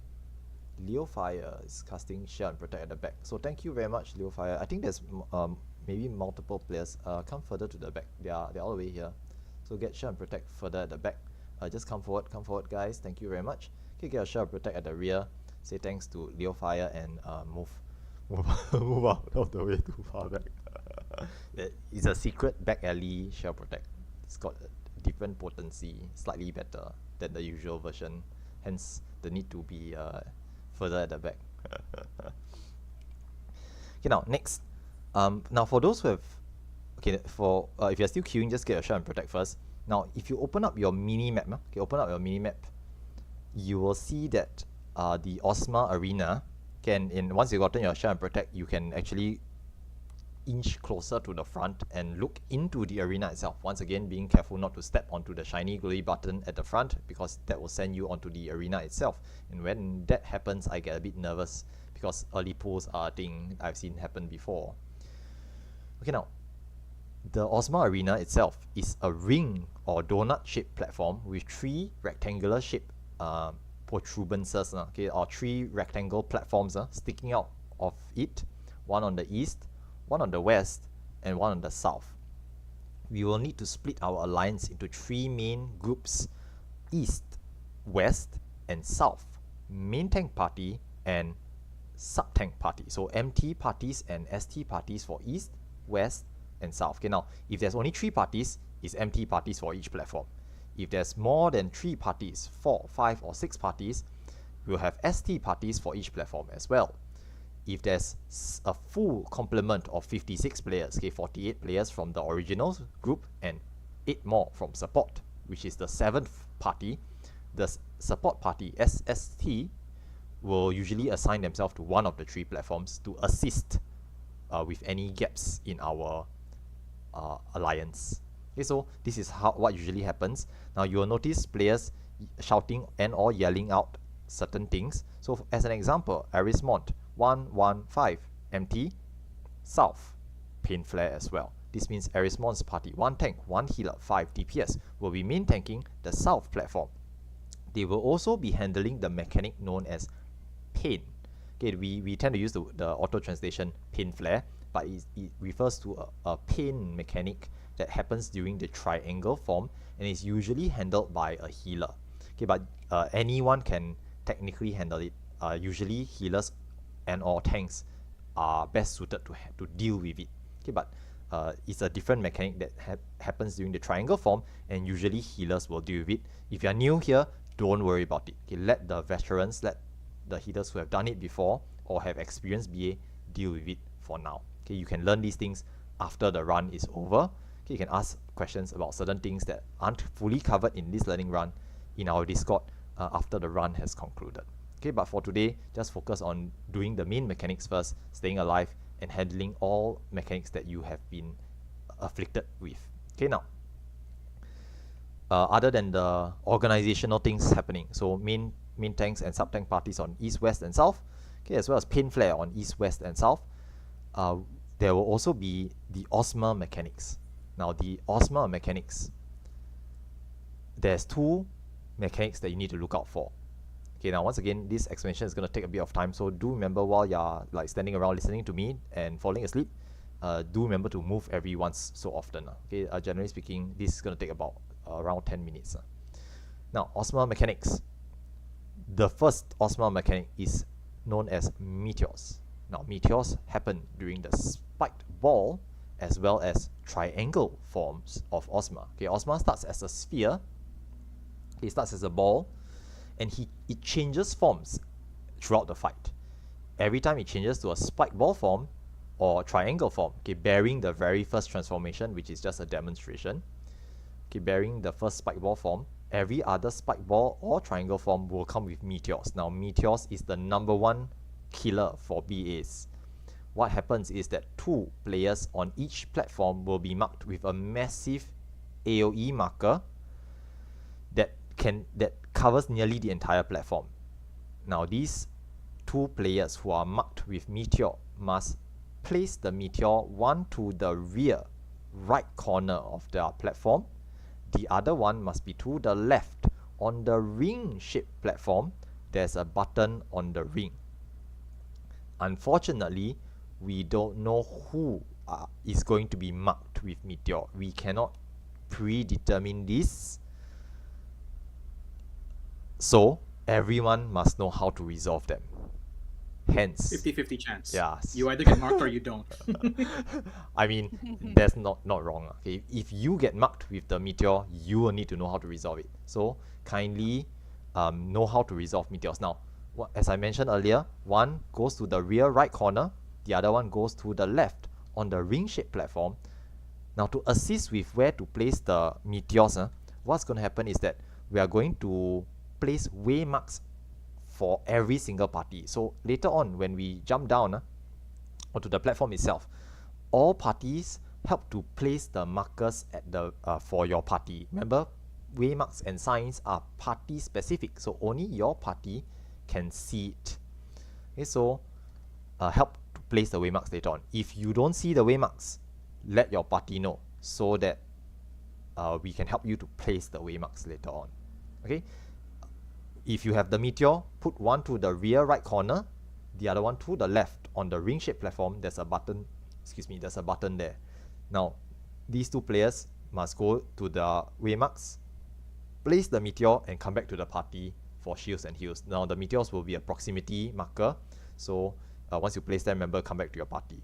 Do also note that you cannot stack the meteors. If one person goes to the rear right corner, the other player must go to the left, and vice versa. You cannot put them both at the same spot. If that happens, the meteors will land, collide, and explode instantly, wiping out like half the alliance on the platform. So please try your best to place the meteors as best as you can. Okay, do note that it is always to the left. Okay, players running off the platform to the ring is always to the left in the clockwise direction. Here on MATERIA, okay, as well as a few other places, Elemental, I think some of the EU and NA servers as well, use clockwise strats. Okay, if you have read a guide and the guide is from certain other DCs, they may recommend counterclockwise. Don't go counterclockwise. If you go counterclockwise and the other guy on your right, okay, on the counterclockwise platform is coming to the left, you're gonna collide with each other and you're gonna have nowhere to place the meteor. So remember, it's always to the left. Just look for the waymarks later once we place them on the platform itself, and try to position yourself to go to those waymarks and adjust as best as you can. Okay, if you see someone going to the left and you have the other meteor, go to the back. If you see someone going to the back and you're closer to the left, go to the left. Try your best to adjust. Okay, we can only cross our fingers, pray that those players with the meteor can resolve them properly, and fingers crossed everything will be fine. Okay, so that's meteors, the number one mechanic that everyone needs to know for handling, for dealing with Osma. Now, number two, the second mechanic is acceleration bombs. Now, acceleration bombs happen during the triangle form, and what happens is that a number of players will be marked with an Excel bomb debuff. Okay, if you've done the Fall Guys recently, they have this Excel bomb, the dice icon appear above your head, counting down 3, 2, 1, and then it explodes and you get tossed into the air. That is acceleration bombs. To resolve it, all you really need to do is when the dice counts down 3, 2, okay, close to 1, you need to stop moving, stop attacking, stop auto-attacking, don't cast, don't move. If you are ranged DPS, remember to untarget Osma. Okay, press escape, escape, escape, or deselect Osma, shift your weapon to stop auto-attacking as well, because auto-attacks can trigger Excel bombs if it goes off just in the right time. So you want to make sure you're not doing anything when the dice hits 1 or less. To be safe, just stop earlier. It's better to lose a few GCDs than to trigger the Excel bomb. If nothing happens, when Excel bomb comes down to 0, it will fizzle off, drop off, and you have resolved Excel bombs. Try your best to do it. Now, if you fail to do it, you move, cast, or auto-attack. When Excel bomb triggers or reaches 0, it detonates, wiping out you and everyone else around you 90% of everyone's HP. So everyone drops to 10% HP. It is percentage based, very it cannot be Your max mitigated. HP. Yeah. Yeah. It's extremely spicy when it happens. Healers need to quickly spam AoE heals to top up everyone, because meteors come after Excel bombs. Hence, the need to be extremely careful with Excel bombs. Okay, so these are the two mechanics. Once again, meteors. Number one, if you have it, go to the waymarks, one at the back, one to the left, place them, come back to the party. Try to adjust, don't stack them. Also do note, don't jump off the platform with the meteor. It doesn't fix it. It doesn't solve meteors if you jump off the platform. If you mess it up thinking, oh crap, I messed up, and you jump off the platform, it doesn't resolve the meteor. You must try to place the meteor properly as best as you can. Okay, number 2, second mechanic, Excel bombs. During the triangle form, some players will have Excel bomb. There's a debuff. It counts down. When you see the dice icon 3, 2, 1, stop moving, stop attacking, don't auto attack. Once it hits 0, it fizzles, nothing happens. You have resolved Excel bombs. Now the last mechanic to look out for is called black hole. Now every time Ozma changes back into a sphere or a ball, okay, black hole happens. Now AFK warning, AFK warning. If you've been AFK for too long, just move around a little bit. You're gonna start soon. Okay, now black hole happens every time it changes into a sphere, and everybody must be on a button. Okay, if you look at the platform, on every platform there's a circular button. To the left there's a button as well. There are 6 buttons in total. All 6 buttons must have someone in it, or we all wipe. If you are not on a button, you will wipe. So be sure to be in a button, and all 6 buttons must be accounted for. Now, generally speaking, as a rule of thumb, ranged and caster DPS players will go to the left onto the ring-shaped platform. They will handle the left button. Okay, this is just to ensure that someone's going to the left. Okay, if not, everyone will just go to the nearest button, which is on the platform, and no one goes to the left, and we all wipe. Okay, so as a rule of thumb, if you are ranged and or caster, you go to the left. Having said that, if you are new and it's your first time and you panic and you don't know what to do, just go to the nearest button. Any button. Okay, the button on the platform tends to be the nearest one. Just go to that button and stay in it until the animation has gone off. Okay, you want to make sure you're on a button or you will get kicked out of the Ozma arena and your run is over.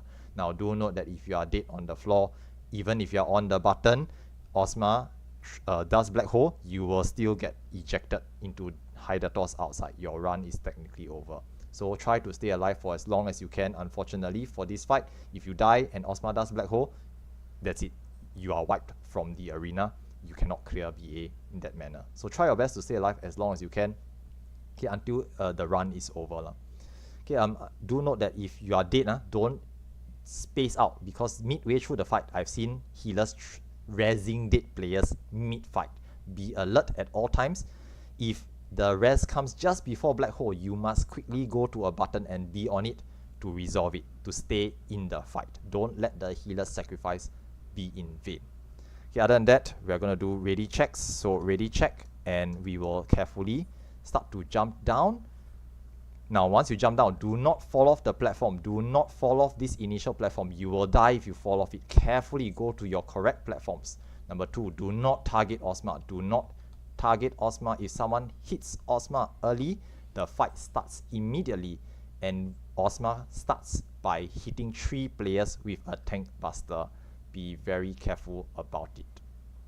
Okay, other than that, we'll try our best. Okay, now, once you're on our platforms, main tanks stance on. Place your waymarks if you cannot see them. If you don't see them, ask your party to help you place them. Okay, there will usually be at least one person who knows where they are. Ask your party to help place them. Magia board check. Now, Ozma is Thunder aspected, and there's no Magia rotation in this fight at all. You will either be on Thunder for defense or Earth for offense. Stay on that element. Food check. Okay, the food might be running out already, so use another food. It should last at least 10 minutes. And we will start at ET 1830. Okay, 1830. Okay, I'm giving slightly longer ET, about 2 minutes plus. Okay, for any last minute checks and things like that. Okay, so 1830. Now, last few things to mention. Okay, I'll be doing callouts in this fight, so just listen to the callouts and everything should be fine. Okay, if we stay cool, everything will be fine. Now, 1830 is the pull time. LB2 at 1828, LB1 at 1829, range, caster, or melee LB. Now, melees can LB Ozma's round, shiny face, but you must be careful not to touch his hitbox. BBD's pro tip number 69, do not touch the ball. If you touch the ball early, it aggroes onto you and the fight starts immediately. Okay, next, if this is your first time and you are getting anxious or nervous, with this pro tip number 67, turn off the BGM or set it to 0/BGM space 0 to turn off the background music, especially if this is your first time and it is making you nervous. Okay, other than that, breathe in, deep breath, breathe in. Okay, breathe out. Okay, if we stay cool, everything will be fine. Okay, other than that, oh, it's me. I thought it was Try Hard. I saw him on our platform.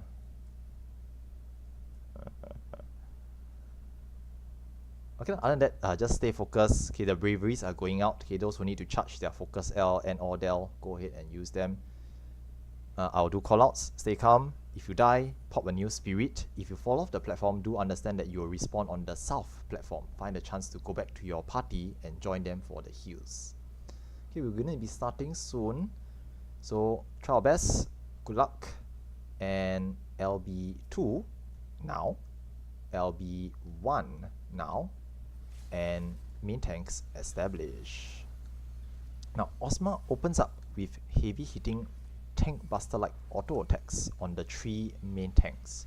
Keep the main tanks alive.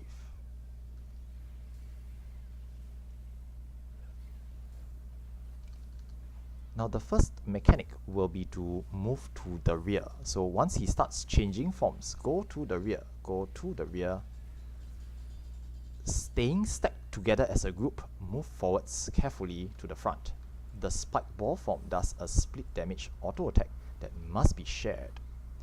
There's going to be a radial knockback pattern from the button in the middle. Once you see it, position yourself to be pushed to the front. Arm's length and surecast works as well. Knock back to the front, knock back to the front, and continue to stay stacked. Okay, if you fall off and you res, try to go back to your original platforms. And remember to pop a new spirit. Black hole number 1 coming up soon. Remember, for black hole, everyone onto a button, everyone to a button. All 6 buttons must be accounted for. Okay, just go to any button if you are new. Once the animation has gone off, you can step off the button, okay, for maximum uptime. There will be a movement mechanic. We are moving off the platform, get off the platform. Main tanks will get off last. Okay, and main tanks go back in first. Okay, the reason for this is that auto attacks are still going out. If the main tanks get off, someone else takes the tank buster. There will be a double movement mechanic. Okay, 2 movements for this one. Get off the platform, main tanks get off last. And afterwards, go to the rear. Go to the rear now. Go to the rear now. This is spike ball form, staying stacked, move forwards together as a group. There's going to be meteors. Meteors, get ready, meteors, go. Try to adjust. 1 to the back, 1 to the left. Place the meteor and come back to your party for shields and heals. Incoming knockback to the front, knockback to the front, burn adds. Okay, if you fall off the platform or die, just respawn, go back to your platforms and help to burn the ads. Remember to pop another spirit. Movement mechanic. Stay stacked through this as well. Knock back to the rear, knock back to the rear. Wait for the donut, wait for the donut. Okay, and carefully go forwards as a group. Okay, the dead players, just be ready in case someone reses you at the last minute. There's going to be black hole 2 soon. Okay, if you get rezzed, run to a button as soon as you can. Black hole number 2, black hole number 2. All players to a button, all 6 buttons must be accounted for. We are back to heavy hitting auto attacks on the main tanks. Keep the main tanks alive. There will be a movement mechanic.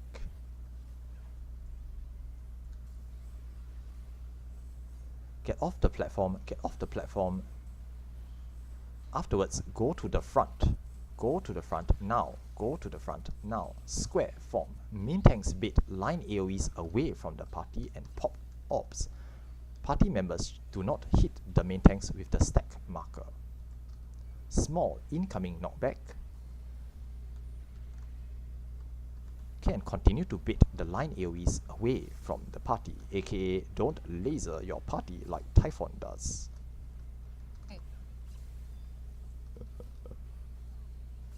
I know, right? Mr. Laser your party like it's 1999.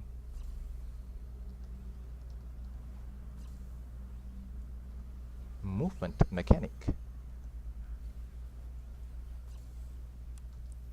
Staying stacked, go to the rear. Go to the rear. Small incoming knockback. Can continue to bait line AoEs away from the party.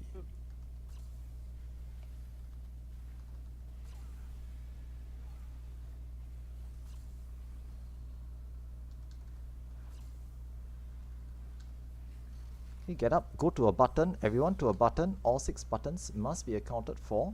Okay, any button, yep, nice. Ooh. Nice, nice, nice. Thank you, whoever that was. Come back over here, Somnia. Nice. Noise. Okay, now movement mechanic, but home stretch. Stay to the front, stay to the front. We are going to hit it soon. Get off the platforms afterwards. Get off the platform now. We kill it. But, Just- like, didn't have to do pain. No pain for us. Someone deleted off at the last minute. I saw that. Very nice. So congratulations for everyone who has cleared for the first time. That was pretty damn smooth. Number of first time clearers. Nicer, nicer. Okay, now. Congrats everyone for first time clearers. For those who wish to take first things first. If it's your first time clearing, you need, okay, once the cutscene finishes, you need to yeet yourself into the what we call the toilet bowl here. Just jump in. We cannot worry, you'll respawn at the south. It's a shortcut. Yeah. I mean, I was gonna say dead lah, but you know, it's not true. Okay, so we're gonna take screenshots. For those who want to do so, you can take screenshots at the south platform facing away from the exit. There's also a treasure coffer here at the south, so do remember to pick up your loot. Okay, now congrats everyone who has cleared it. A couple of things to mention here. Okay, for those of you who wish to do more BAs, okay, you think this is fun, you want to do more, you want to get your Physios weapon, grind your elemental +2 gear, etc, etc. Okay, or you didn't clear, you died accidentally or didn't manage to make it in for today's session, not to fret. Okay, over here on MATERIA, a lot of the BA veterans host pug runs very, very often. Look out for their notices in our Discord. Okay, they usually ping the MATERIA BA Eureka ping, notifying that they are going to host a BA run. Okay, but most of the time there's no sign-ups for those. It's what we call FFA or pug runs. Anyone can show up, be prepared, hop in, do what we just did all over again. Okay, form out into groups, and if things go smoothly, usually they quite consistently clear as well. Okay, so look forward to more BA runs being hosted throughout the week and throughout the months, okay, by our regular BA veterans over here on MATERIA. Okay, number 2, anyone who has any questions, comments or feedbacks, okay, please feel free to just leave them in our Discord. There's actually a Eureka questions channel for things like, I want to heal in BA, what do I need? I want to be main tank, what do I need to know? I want to play range DPS, what are some good actions to recommend? Okay, so on and so forth. Okay, now that you have cleared or you have seen the most of BA or all of BA actually, okay, and you want to do more BA and you want to find out more, feel free to drop questions in the Eureka questions channel. Okay, a lot of our veterans are there. Okay, Eric, Nia, so on and so forth, to help answer questions there. So feel free to drop your questions in there. Okay, if you have things you want to ask more about. Okay, the learning run doesn't have enough time to cover all the finer details of BA, so do feel free to ask questions in our Discord as well. Okay, and lastly, of course, thanks and appreciation goes out to all the organizer, okay, Kelly, for helping me to do for all the practice runs, okay, as well as all the other veterans who come along for our my practice learning runs every month to help support the runs, do sacrifice duty, bring To eat your DPS. bleed traps. Yeah, eat the bleed traps, pop the explosive Yeah. traps, sleep Main runs the are fun. the door, slap Kelly, etc. etc. Thanks so much, guys, for coming along to help out. Okay, these runs don't will never be so successful without all the veterans here. So I always make it a point to thank and appreciate them very much. Okay, and you generally tend to see them in a lot of the BA runs as well. So go around, say hi, make a couple of new friends. The community here on MATERIA is actually relatively small, but extremely friendly. So feel free to just hop in, join the MATERIA, us BA addicts over here on MATERIA. Okay, as we go through more runs in future, okay, go through more BA runs, do some BA shenanigans, okay, etc. things like that. Laser your party, eat bleed traps, and all that jazz. Slumber party and all that. Okay, so feel free to join us in our future runs. Okay, ask questions in our Discord. Can look forward to more future BA runs. I will host these once every month. Okay, but they are mainly targeted for new players. So if you have friends who want to join for specifically my learning runs, you can ask them to look forward to these runs once a month. Usually I host them near the end of every month on the last weekend of the month. Okay, but don't feel shy to just join any park runs. Even if you're new, it's perfectly fine to join a park run. Just let them know that you're new, and usually there's almost guaranteed to be someone who will just guide you through the BA even in a park setting. Don't be shy. Yep. Just say hi and just have fun along the way as well. Alright, so other than that, thanks very much for coming. Anything from Kelly or you guys you want to add in? Just remember, if it's your first clear, to go out through the exit portal. Akane said that in Yelp chat. Yeah, thanks for So, reminding me. Yeah. yeah. First time clearers go through the exit portal. There's a continuation of the storyline through the exit to wrap up your quest lah. But even if you forget, or even if you just like exit, you can get back in from Hydatos lah. So it's not a Yeah. extremely big deal. You don't have to do BA all over again just to get there. But Yeah. it's easier to The- exit from here. Yeah, the exit, if you didn't go through this exit, the entryway to come back in is from the southern part in the middle of the map down down to the bottom. So, yeah. Thank you so much. I'm gonna get a coffee. I need it. Okay. Wow, sus. Bye. Alright guys, thanks for Bye. coming, and I'll see you guys around. Have fun. Catch you guys in the next BA run in future. Bye. See you around. Bye.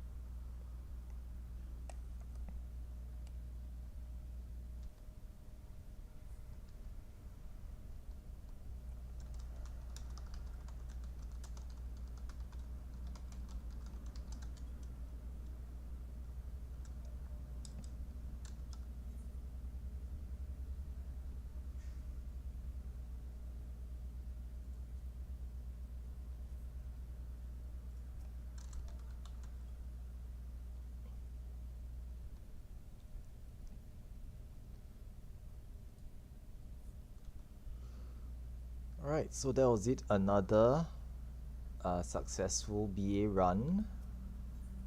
Today's run was pretty smashing, I'll have to say. Everyone was really good at it. No major mess ups. DPS was amazing. I've never seen such fantastic.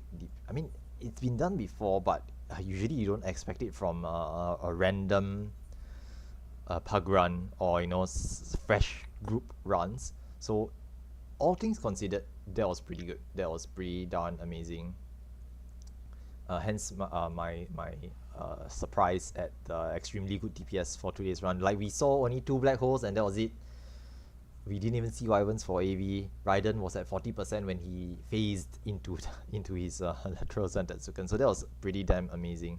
DPS was fantastic for today's run. And that really quite one bread and butter run today. So pretty successful all in all. quite a number of clears. I think there were a couple of deaths. I need to check lah, but I'll take a look at but to be fine, it's mitigatable, negligible, and hopefully people learn something along the way, and they'll join more future runs. Okay, as always, my plan here is to just get people into the content, show them the ropes, hope they have a good time, or try to engage them, make sure they had fun, and with luck, a number of them will stick around, join us for future runs as well. So yeah, that's what I do for the that's what's my goal for these practice runs. Okay, as well as to show them how to get BA done, but that's a nice side effect of it as well. So yep. Other than that, I hope you guys enjoyed today's session. I will be running maybe no there'll be another Sylvan Subterranean session tomorrow afternoon, so Sunday 2 p.m. plus 8 GMT or 5 p.m. plus 11 GMT, all the way up to 3 hours from then. So I'll be doing ASS again tomorrow afternoon, so I'll be streaming that as well. Okay, I'm not sure if there's going to be DRS run this evening, but we'll see if we are needed. I think the Meteor DRS guys are running it again, but they may not need as many subs today as they usually do in their previous runs, so I may not be joining that one, which is fine. We're just there to help fill the ranks for them. So thanks again for coming along to watch as we go through BA. Okay, have a good evening everyone. Okay, and a good weekend as well. So thanks very much, and I'll see y'all again. Bye bye now.